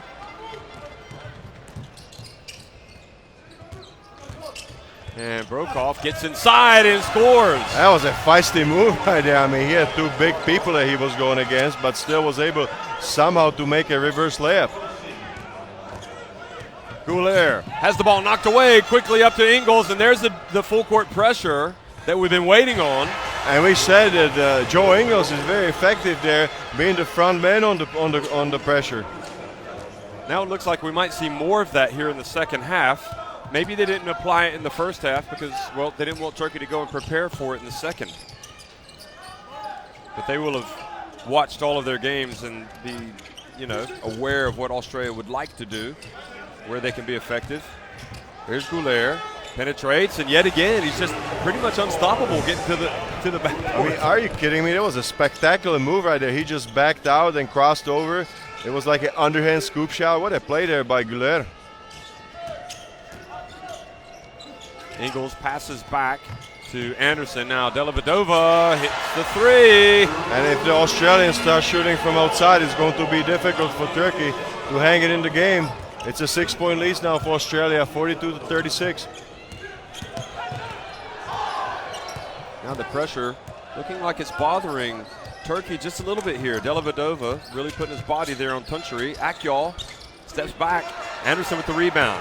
Chance to run. Here comes Ingles out on the open floor and gets the foul, and an unsportsmanlike foul at that. This could be a big moment there for the development of the game because you get an 8-point lead. You got to get an extra free throw and the ball from out of bounds. This could be a 5-point swing, maybe even a 6-point swing. So Adaman, and I think quite wisely, calls timeout because all of a sudden this thing could get ugly for Turkey.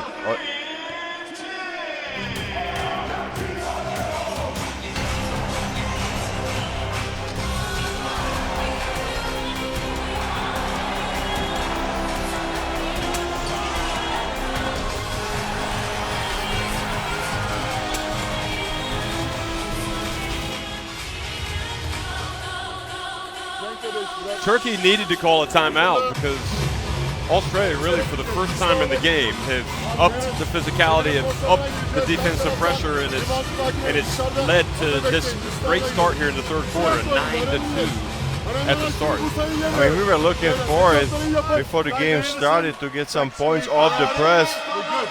After Australia has not been able to establish a dominant inside game on a 5-on-5 situations. You see the replay right here. This is the fast break. I believe this is the last play when Joe Ingles goes hard to the basket, and a unsportsmanlike foul is called right there. And it's also interesting, we've been waiting on Ingles to become a factor, and he started very well here in the third quarter. Absolutely, he got a quick bucket there after the press. Now he takes his strongest foul, and he's a chance to make a three-point play. He misses, but I think that he's showing flashes of what we expected. Just be a leader, because he's getting the most minutes on the Australian squad. He's averaging just under 30 minutes of play. Well, he was terrific at the 2012 Olympics for Australia. And he needs to be good here as Australia try to win this game and to get into the quarterfinals against Lithuania. Goulier telling Mr. Ingles he thought that was off of him. 8 points to lead. Dellavedova. Now Ingles, bounce pass. Oh, and the dunk from Aaron Baines! And it is a 4-point swing right there, and Aaron Baines just exploded for that dunk, and he threw it down with authority. And now I get pressure. More full court pressure as we expected, and Goulier does just get it over in time. And that's a good job, because Turkey's got 8 less seconds to set up the offense. And that's part of what they want to do. Not necessarily get the turnover, but make them use time. Gonlum goes in, and those tall arms, in fact, it was Brokoff that went up and got the ball. And now a technical foul has been called on Ergen Ataman. He is livid right there that there was no call on that last play. And he just really went hard after the referee. He feels the game getting away. He's trying to fire up the troops. Well, you can fire up the troops, but they simply cannot lose the composure like that in that situation. Well, I mean, you're already down by 10. I know, but physically they are not meeting the challenge at all. I think Australia is just manhandling the Turkish team at the moment. I mean, I think that this is time for Ashley just to throw some bodies around, and now they have Gunlam, who's also experienced. You got Predic as the 3, as a small forward, so they got the size there, so they just cannot back away from the contact. I'm sorry, Jeff, this is my opinion. 2 more free throws. There he is. Well, it looked like he realized it was coming, so you're probably right. He was trying to get his players excited. See if this livens them up a little bit. We saw the hard foul. Who was it? Was it on Ashik by Finland? Or no, it wasn't on Ashik. It was. No, it was on Ashik. That they did not call the foul a while, in the last game by Finland. That really fired them up. See if this is what kind of flips the switch for Turkey. Adam Gibson in the game. Number 6 for Australia.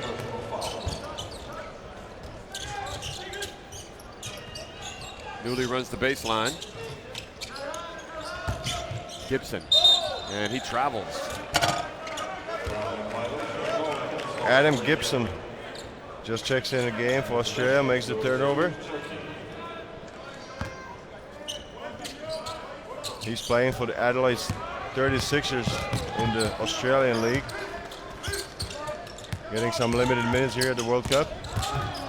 Basketball World Cup in Barcelona tonight. Arslan over to Goulier, back to Arslan. 4 on the shot clock. Goulier has to put up a 3, and he stepped out of bounds. This is dangerous territory right there. The player that's receiving the ball on the sideline, he just got to really make sure that he's not stepping out of bounds, because the three-pointer is very close to the line. Look at that right here. Absolutely, he steps at the heel of his right foot. Out of bounds, good call. Good hands from Gonlum, almost gets the turnover.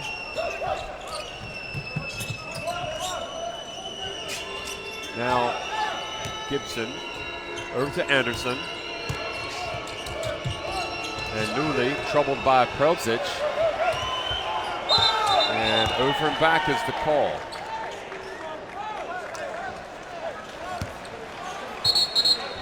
And now a A warning has been called, delay of game warning on Newley for batting that ball away. Still a game of nerve there, I think. Australia sitting there with a comfortable lead of 12 at the moment. You cannot relax against Turkey, though.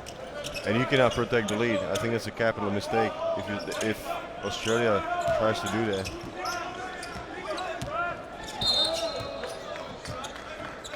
And the foul called on Newley. I think it's on Anderson, number 13, I think. That's what the referee was signaling. So not number 3. And looking at Cameron Bairstow just getting some extended minutes, just checking into the game after 5 minutes in the third quarter. David Anderson on his second foul. So a lot of confidence in the young center. So Bairstow patrolling the paint. Arslan.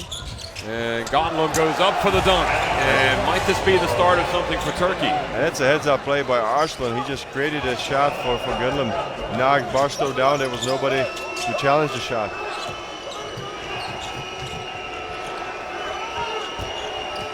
Baines tries to go straight at Ashik, who knocks it away. Gibson over to Newley from the corner. And a foul called against Turkey. On Pereljic, I believe. That's 3 shots. He was shooting a 3-pointer. So that's a big mistake there by Emir Pereljic. Look at the last play. Good job by Ender Arslan. Just really should be credited for those 2 points. So yeah, a really tough play at the other end, however, for Turkey, as Newley draws the foul while shooting the 3. Takes it back to an 11-point game.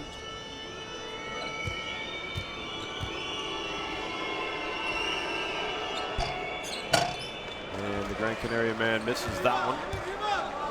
That's interesting because he's shooting only 56% from the free throw while he's shooting 43, which is a good percentage from the 3. And you know that Brad Newley is a very good shooter. Just struggles at the free throw line. Yeah, that was going in and came out. So he makes just 1 of 3. So an opportunity missed by Australia to turn the screw. Prelzic gets free. And Adam Gibson. Australia hustling for the ball, but Turkey and Arslan come up with it. Prelzic. And players having a hard time staying on their feet. Ball goes out of bounds over to Turkey. I think there's going to be some wet spots on the floor. Yeah. I think there's an indication they need to wipe that up. There's quite a few slippages over there. But the players are hustling. I mean, you saw when the ball was loose, a lot of bodies there diving on the floor. Cameron Barstow just trying to get the ball. It just goes out of bounds off of his knees. After Sinan Guler just slips on the floor. But he also recovered very quickly. So good hustle on both sides. I think both teams really understand that in case of Australia, this is a chance to put a game away, and for Turkey, they just got to hang on there for the dear life. Well, they've been kind of comeback specialists in this tournament in Group C. They came from behind to beat New Zealand in their opener, and they came from behind also against Finland. They were down big against Finland and came back 17 points. But the comeback has to start now for them. Ashe just loses it. Fortunately for Turkey, goes back to them, and Newley almost comes up with a steal. And this is what you have to do if you're Turkey. I mean, if you feel contact, if you're Preljic, and Newley is just really playing you up close in your face, you just gotta drive it and get a contact and make him foul. You gotta make him pay. I mean, the pressure is there right now for Australia. They're playing a very physical game. Saltountry drawing off the ball.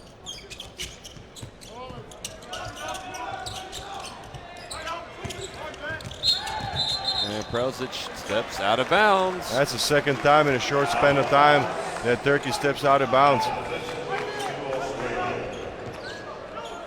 Oh, he did with full foot. So good pressure from Australia out on the perimeter.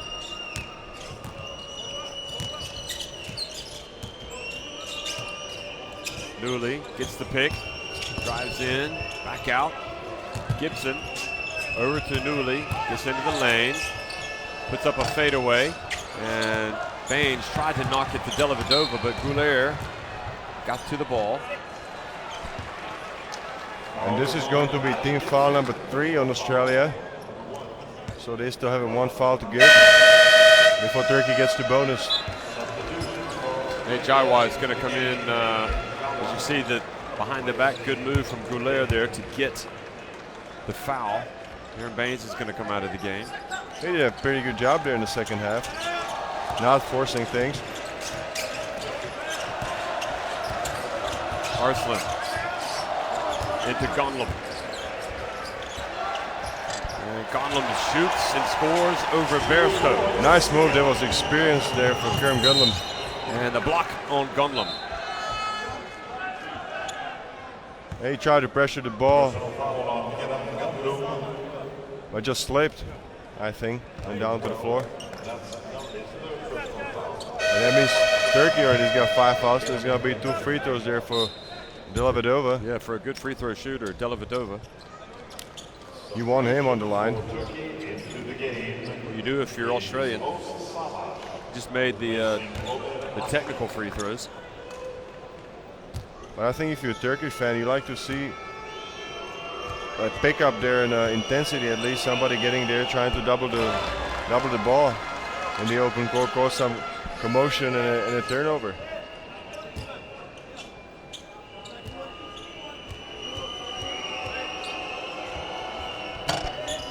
Dellavedova only makes 1 of 2.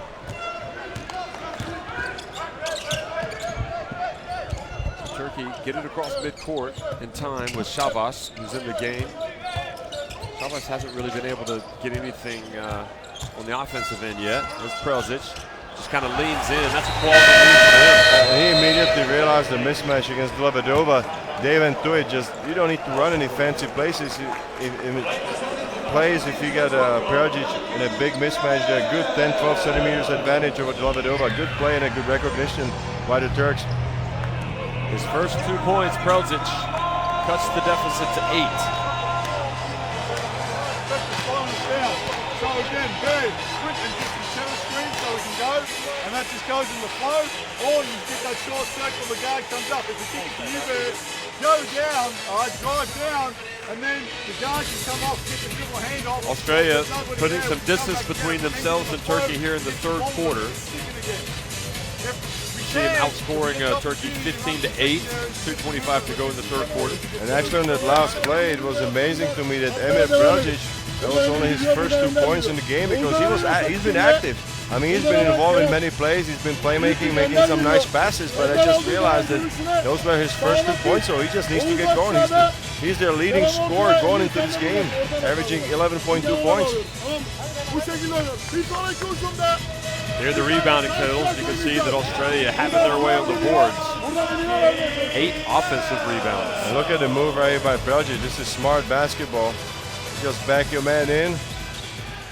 This was Kerem Gunlum also taking a contact from Cameron Bairstow and able to finish it. Nice 2 post-ups there for Turkey.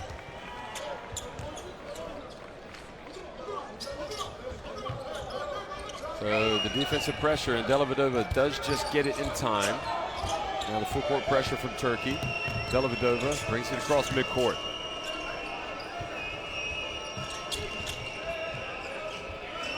Ingles pops outside. 10 on the shot clock. Newley back out to Dellavedova. 4 on the shot clock. Ingles puts up a jumper. Now Goulier. So a little bit of a chance here for Turkey. Yeah, the momentum is starting to lean to the side of Turkey. Good defense they played on the last possession. That's the 4th team foul on Australia. On big Nate Javai. I guess when he was fighting around the block there with Savash.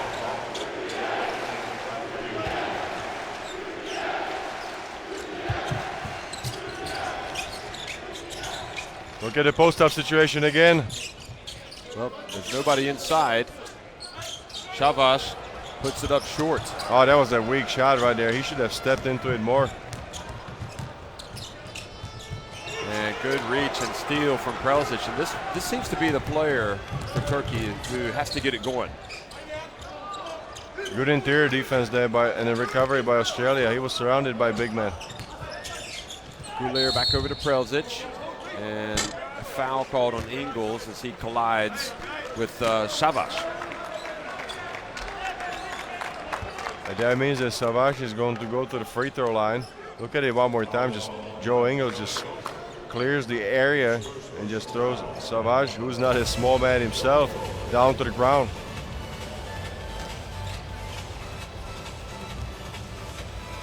Okay, Savage shooting 75% of the free throws. We said before that in the games in the group stage in Bilbao, he was very aggressive. Anytime he stepped on the floor, he was looking at demanding the ball on the inside. He was getting fouled a lot. When he stepped on the free throw line, he was able to shoot it with good rate of 75%.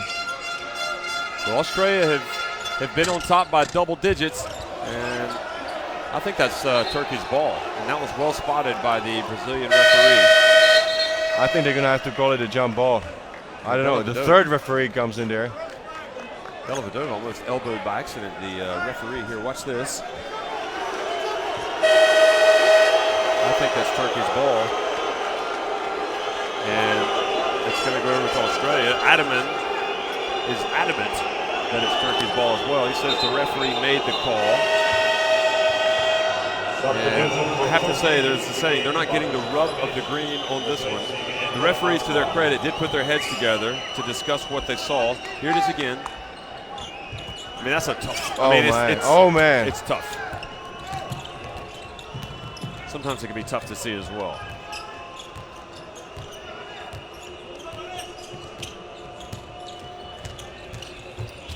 Dellavedova, good defense from Turkey.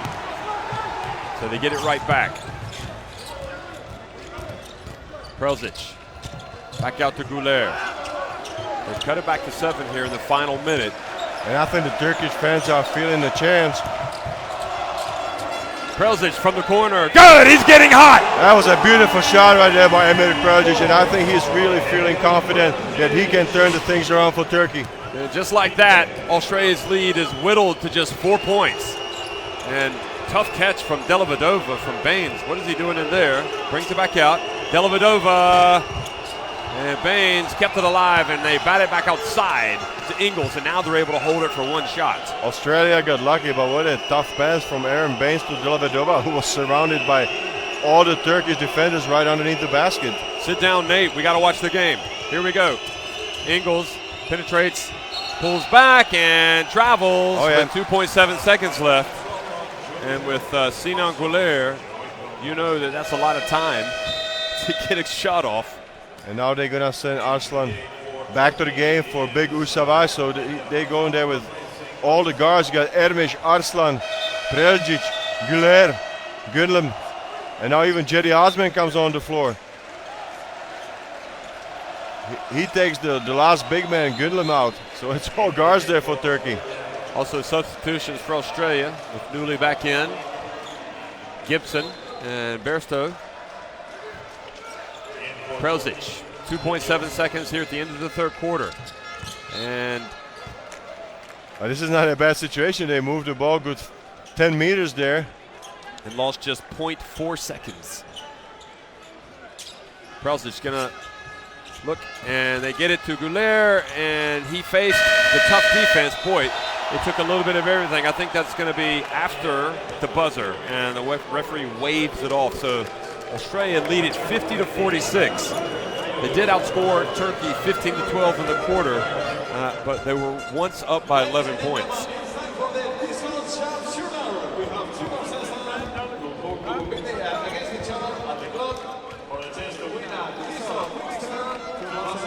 Well, that last three from Prelzic was Turkey's 5th. And it was a 12-point lead for Australia. And Turkey has cut it back to 4.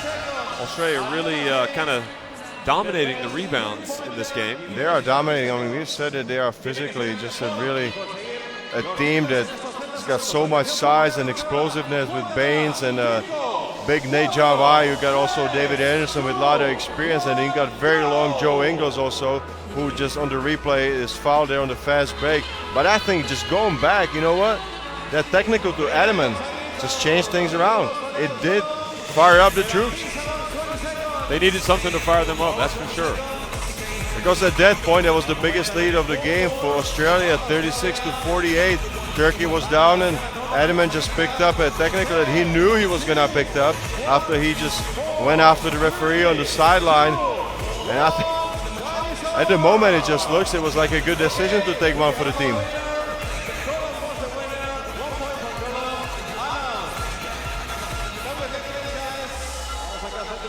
At the moment, I think we get a wide open game here with only a 4-point lead there for Australia. If you have Emir Preljic just heating up and getting into the swing of things, I think you can expect a big-time battle there all the way down to the wire. I would tend to agree with you. Preljic was quiet for much of the game, but he scored 5 points there late in the third quarter. This was the monster jam by Aaron Baines. That's when things just completely looked in control of Australia. But Turkey came back strong. And of course, let's not forget about Sinan Güler, who's up to 14 points, and he's the leading scorer there for Turkey. He had only 2 points there in the second half, but he can heat up in a moment. So if you got Preljic, Güler, Arslan, who's able to knock down an open three, and then you got experience with Gunlam there underneath the basket, I think that this Turkish club is very dangerous, as you said many times before.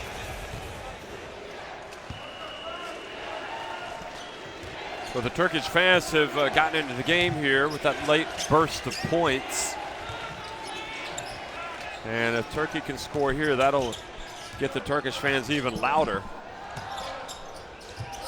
Güler has got it now to Preljic, and Preljic falls down, but I think is fouled by Brokoff. Hey, fourth. That's number 4 in Brokoff. And he's going to have to go to the bench. And I mean, you're losing a great shooter from a three-point line who's shooting over 60% in the tournament. So Brad Newell is going to come back, who's not a bad shooter himself. But Brokoff is just seeing limited minutes there because of the foul trouble. But maybe with what you lose in your offense as they wipe up the floor there, you gain with a little bit more rebounding and defense. And toughness. I think that experience Brad well. Newell is a tough guy. I mean, he just takes the contact a lot, but he gives up size there on Preljic. I thought that a few times they went to the post-up when Newell is guarding Preljic. I wonder if they're going to go to that again. Arslan, good for three! That was a huge three-pointer by Arslan. He just came behind the screen, was not pressured, and he was able to knock down the shot. Limanis just sits down. He says, it's up to you guys. An offensive foul with David Anderson trying to get position. And you gotta say that Kerem Kenlam just never gives up on position. He doesn't settle with staying behind the. Oh, that is a great call. Yep. And unnecessary, really. Yeah, it was. I mean, from David Anderson at 34, you would expect him to be careful when things are not looking too good for his team. And now Turkey, having trailed by 12, can take the lead. We've seen it so many times in this tournament with Turkey. Oh, Shalbash had nowhere to go and just put it up. That would have been a spectacular play if he would have connected. Probably been his worst game of the tournament so far, so he's still got time to heat up. Ingles. Now Anderson tries to make amends. And great defense from Turkey, but Savaş throws it out. And I think they're going to try to say that Turkey did not have control of the ball, so the shot clock should not have been reset. I would say they definitely had control, and I think the referees are going to say that. Watch this. That was a good defensive play by Savaş. Yeah, he makes the pass. He lands on Newley. Yeah, but he did have it under control. Absolutely, he was trying to start a fast break, so there's no case there for Turkey. They're going to have to play defense again. They're down by 1 point, 49-50.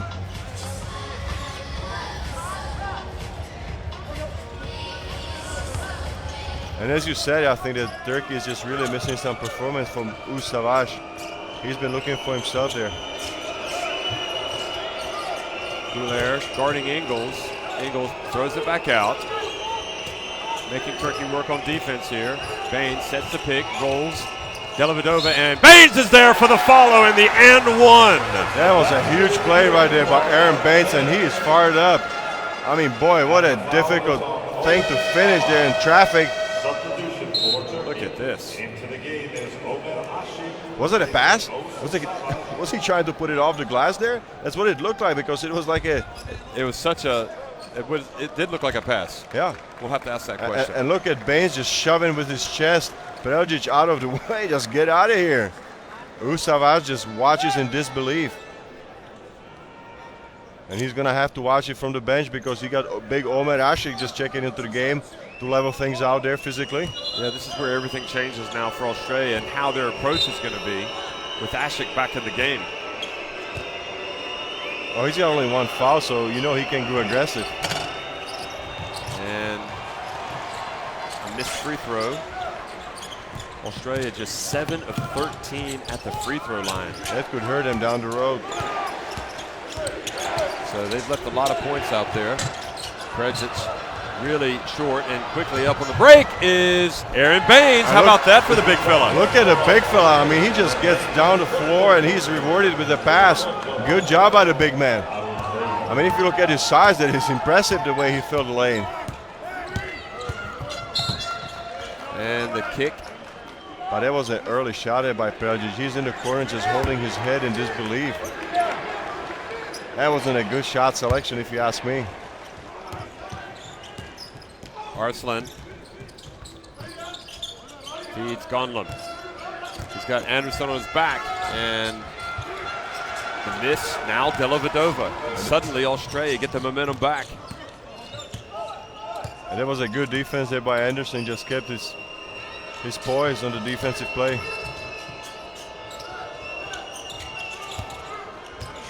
Dellavedova trying to get it to Baines.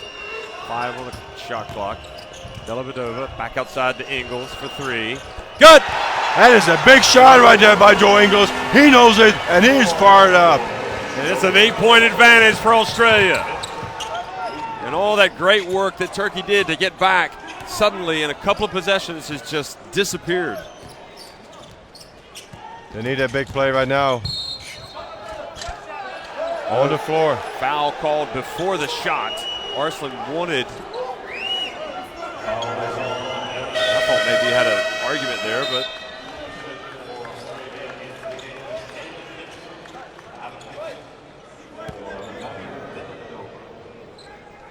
That's a tough call. I think it could have been a continuation. This was the last shot. Huge 3 there by Joe Ingles. Just nailed it down from up top. Gouler, where he's been just terrific, just throws it up there for Gonlund. But that interior defense of Australia now giving nothing away easy inside. They are just not backing out. Good physical play there by Ingles, also on the inside by David Anderson, and Aaron Baines just dominant there. And they set some monster screens. Look at Aaron Baines just setting a lot of screens there for his guards. And the scrapping and the foul. The Latvian referee has called it on David Anderson. So twice. And Anderson tried to get position, and he's been called for the foul. But Gunlund was already raising his hand right there. That was after the foul. I mean, that Gunlund just kind of cleared the area. They're going to say, get out of the game before they change their mind. Now, that's 4 fouls on Anderson.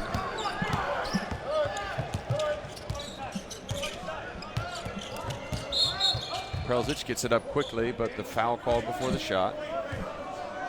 And that's a team foul number 5, so that means they're in the bonus. Yep. And that's a mismatch right there, because you got Aaron Baines. How many fouls is there for him? It's number 3. Yeah, so he's in a little bit of foul trouble as well, and this is not a good development.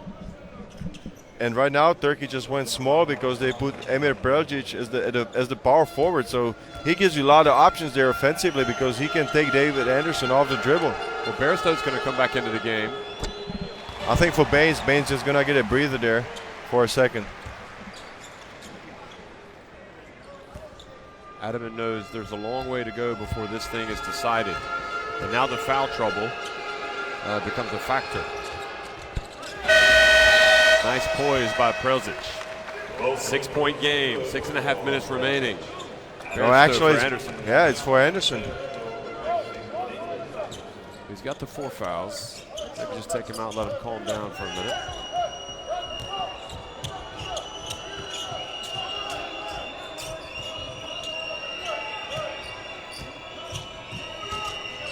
Bounce pass, Ingles over to Newley. That was still pretty early in the shot clock. I had a good look there from the corner. He was open. Arslan. Oh, gets swatted by Mr. Baines. And Turkey, good hustle keeping that ball alive. I think it was Goulet. But how about Aaron Baines? I mean, it's just impressive the way he gets up off 1 foot. Look at that. I mean, he just came from nowhere and just swatted that thing right there in the air. Ha! That was a dominant, impressive play by the big man. Well, he's going to have to patrol the paint over the next 6 minutes. And Prelzic, boy, that was a tough shot for him. And a good defense by Barstow. And the fast break from Brad Newley, and draws the foul from Ashik. But how about Omer Ashik? We just expected a dominant game from him. I said it against Finland. He had 22 and 8. This is as he blocks the shot here after the foul is called. And against Ukraine, he has 16 points and 20 rebounds. But you know, Jeff, what's his line today? It's only 4 points and 1 rebound. And that's not good. That's a huge drop off.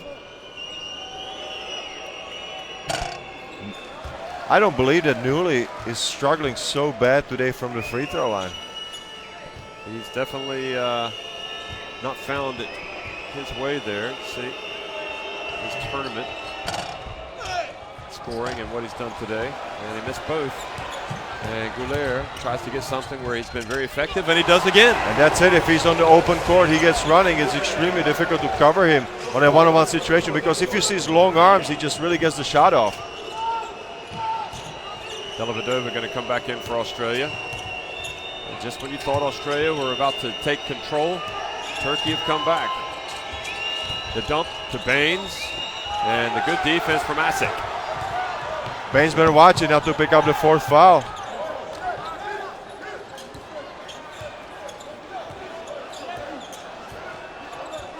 .5:15 remaining. Bairstow reached around. Good hustle from Newley, but Goulet comes up with the ball, scores. Puts up the runner, misses. Now Ingles. And Goulet tried to stop the fast break with a foul, but no foul was called.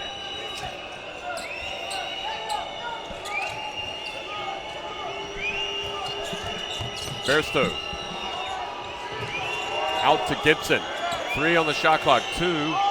And that was an air ball. Gibson was trying to get the foul called. Prelzic was trying to push the ball up, but there was nobody running in the lane. Prelzic into the paint. Out it goes to Arslan. Whoa! And that forces a timeout from Andre Lamanis. And what a game we got here, Jeff. I mean, seriously, when Australia was just looking completely in control, 1 or 2 plays happened, and we got a ball game.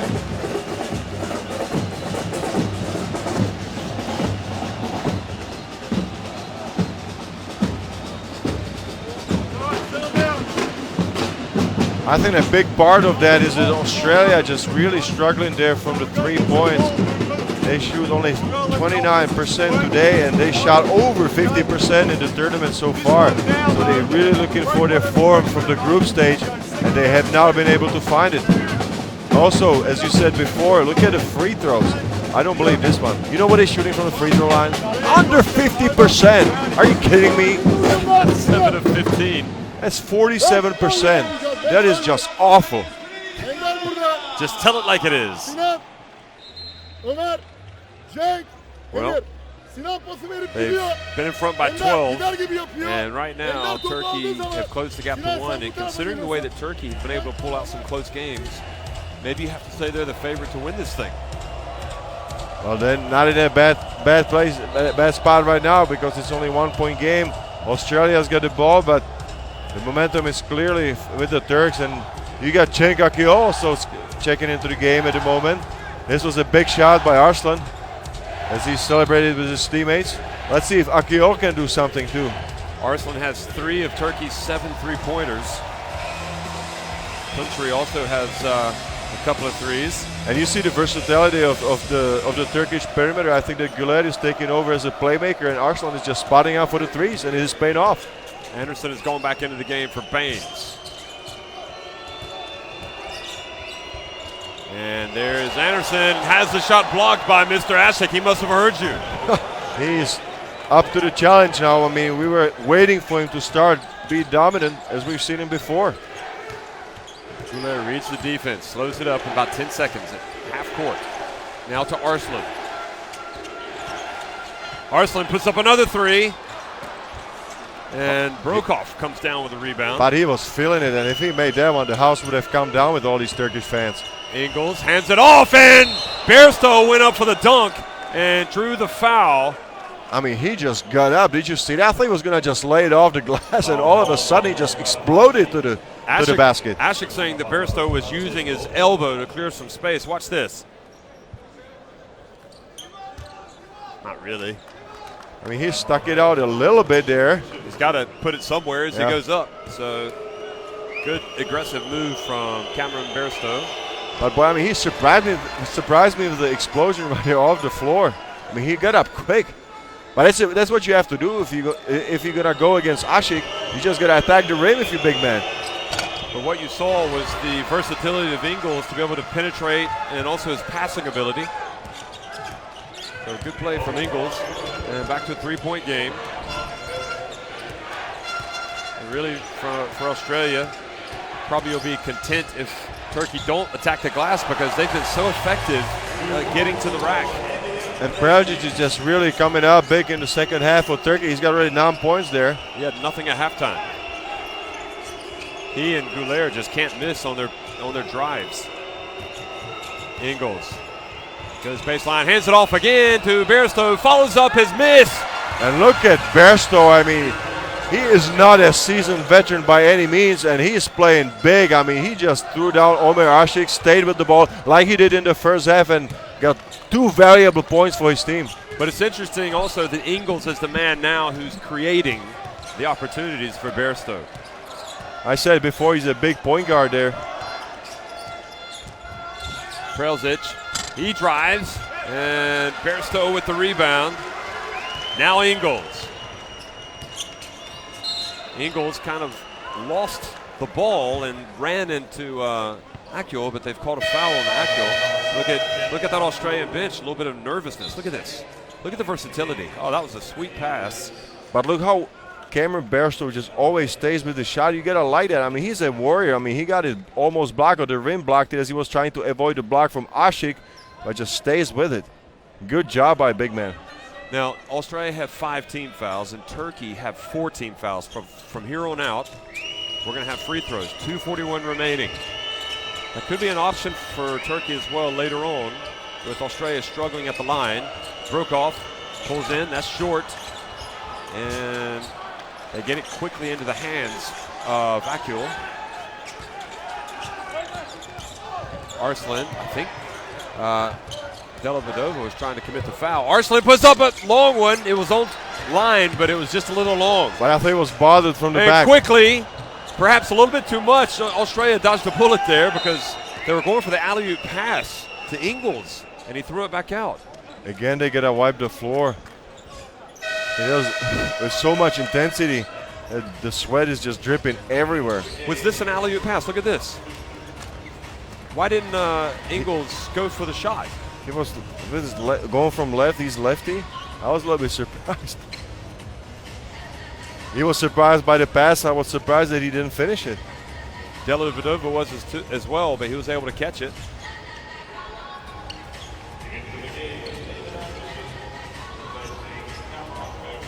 Joe Ingles comes over to the sports tab to see Prelzic. He's done it great. There's Ingles kind of stretching. But I tell you what, I mean, for Turkey, it has really worked to put Emir Prelzic at the 4 position, just to go with a more mobile and craftier lineup there. Ingles has played 32 minutes. That's why he's getting a little extra stretching. That's a team high. In fact, that's almost a game high. Güler has played 33 minutes. And a foul called on Ashik. We said it before, he was getting the most minutes from all the Australian players. He's getting 30 on average, and the second one is Baines going to this game with 26. Well, today, the coach has gone 28 minutes with Baines, 23 with Anderson. Bairstow's played a lot of minutes, 18. Dellavedova 27 and Newley 22, and the Eagles 32. So the free throw nightmare continues for Australia, though. They're now 50%. And look at Baines. He was 19 for 23 for 83%, just missing one. So he's a good free throw shooter. Always spreads, like we said before. If somebody starts missing free throws, it just spreads to the rest of the team. It's contagious. Turkey have been in this spot before. 1:52 to go, and Anderson is just fouled out of the game. He cannot believe it, because who was it? Oh, it was Preljic who was coming across the lane, and also it puts Preljic on the line, so that's not a good foul. This is the replay. There's a little bump there, and David Anderson just kind of stood there. There wasn't even a bump from him. No, but he raises his elbow. You could see. He did. But yep, he did. And maybe that's what the referee saw. So that means Barstow just gets a quick breather there and just immediately checks back into the game. I mean, what major minutes for this young player. Well, he's been good. Oh, absolutely. I mean, he's making the most out of his chance. I would have been tempted to put him back in anyway.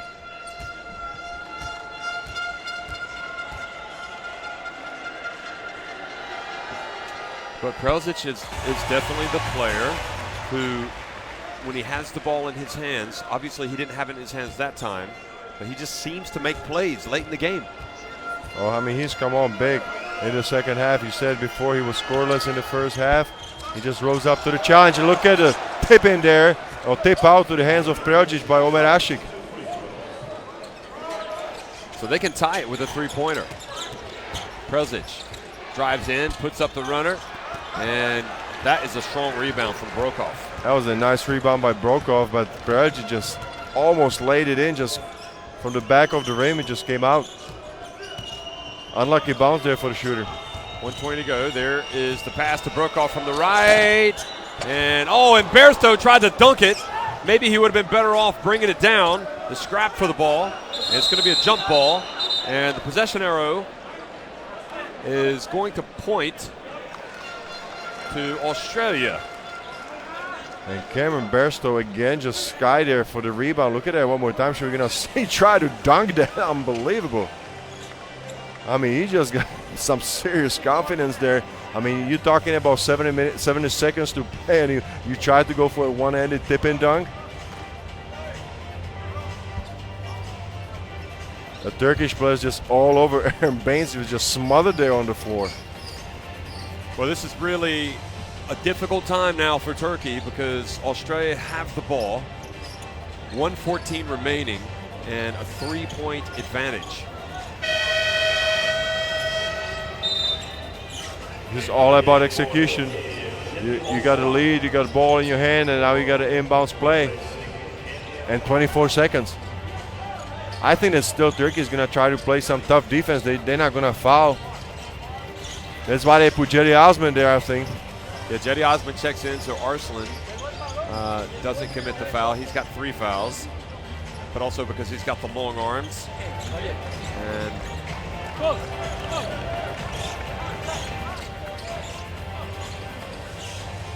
the ball is going to be inbounded.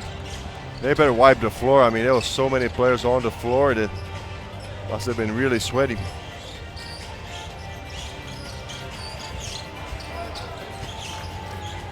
So Dellavedova will be the playmaker making the inbounds pass, and they're still wiping up sweat. Boy, they must be sweating all over the place.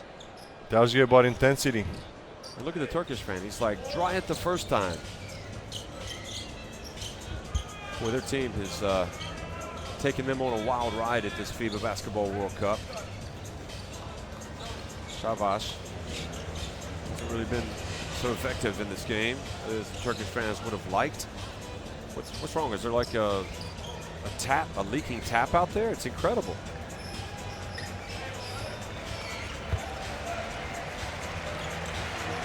And the applause now rains down. They finally drive the court. So Dellavedova with the inbounds. Over to Ingles. It's a full shot clock. See if Ingles gets the ball. No, it's going to be Dellavedova who puts up That is a huge shot. Whoa. What a shot there by Dellavedova. Heads up play. I mean, he just takes a big time chance, but he's able to capitalize. Well, it's a big play from Dellavedova, and Turkey's called timeout.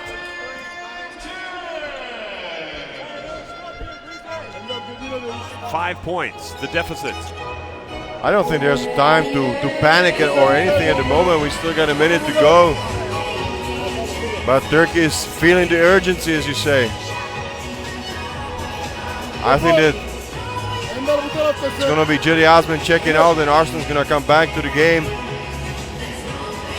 I think you gotta go with the hot hand of Akiol. He's gonna stay in the game. He's a threat from the outside, so I'm sure he's gonna stay in the game to keep the defense honest. Preljic, Guler, and probably for the defensive purposes and also for the offensive rebounding, it's going to be Omer Ashik.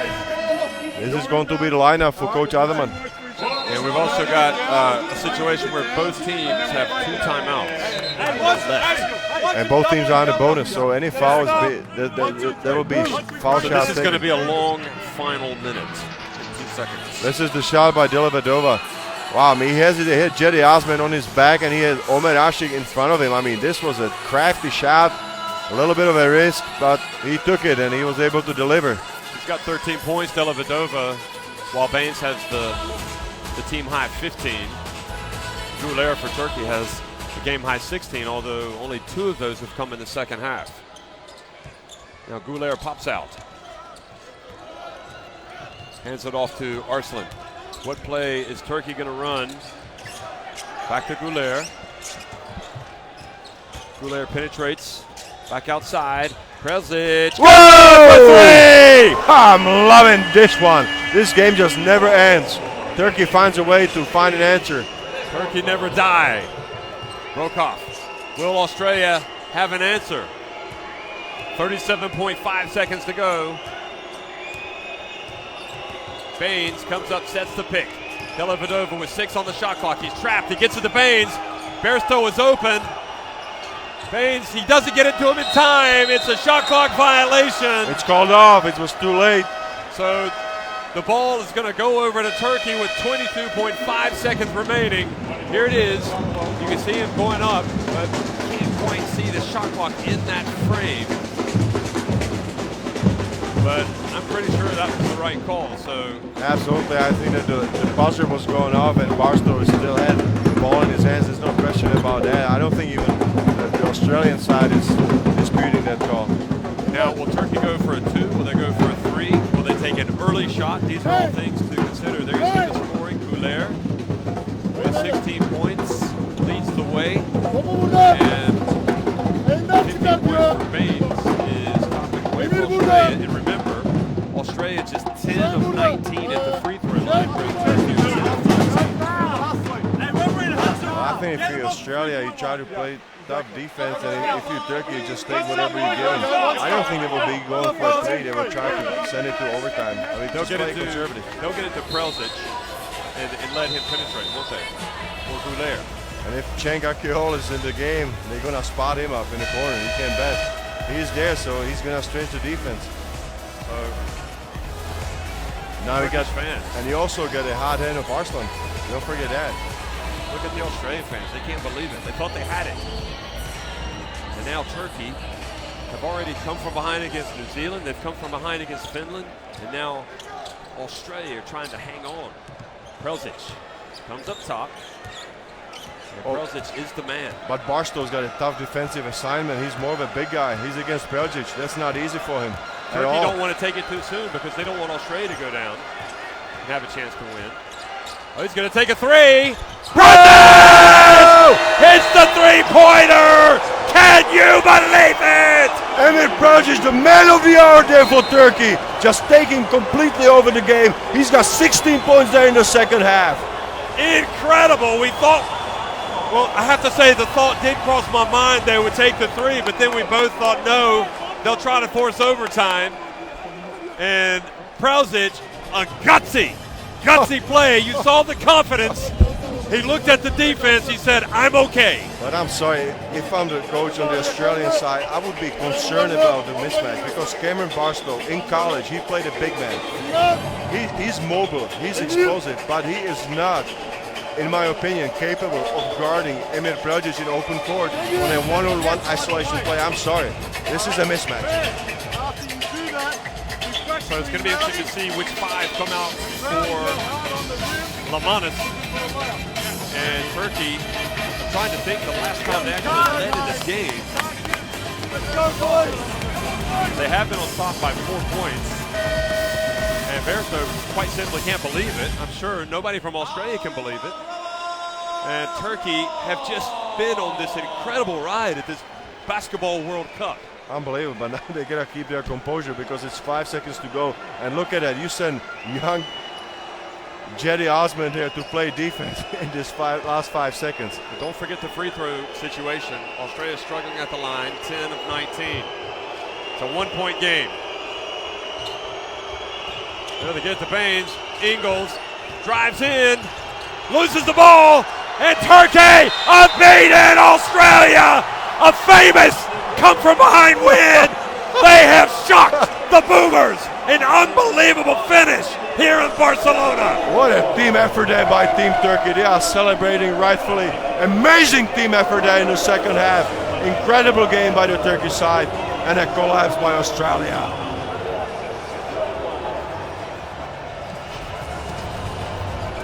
Well, sometimes basketball comes down to making plays, and really for Turkey, nobody has been better at making plays in this tournament than Emir Prelzic. He has been fantastic. Well, we said it before in the preview. He's the leading scorer, but he does so many more things there for his team. I mean, he can just create so many options for his team, and he can also take the scoring on himself.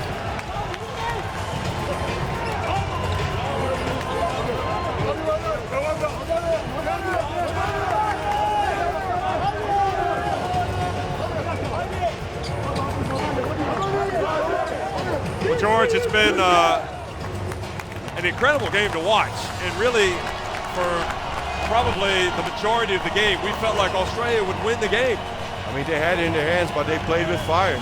They took some ill-advised shots. They missed some assignments there defensively. And they the ball there at the end. They missed a lot of free throws.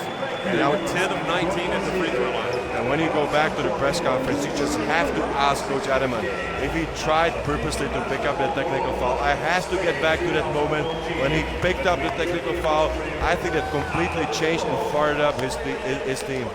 George, why don't you go to the press conference and ask him? Look at that. 44 rebounds for Australia, 30 for Turkey, 15 assists. But how about those missed free throws for Australia? Yeah. Is that going to come back to haunt them? It did haunt them. Yes, it did. No, They're not going to forget that. Brad Newley, I think, missed 5 free throws. And the game leaders, Baines, Prelzic, without question, he was the hero. Sinan Guler carried them in the first half with 14 points. He finished with 16, both of them. Arslan hit some big shots. He had 11 points. It's a tough way to go out if you're Australia, but it's the FIBA Basketball World Cup, and it's Turkey who have won, and they will now go on to face Lithuania in the quarterfinals. We also know that Slovenia and the USA will play in the quarterfinals here in Barcelona. Well, George and Jeff Taylor, thanks for watching, everybody. It's the 2014 FIBA Basketball World Cup.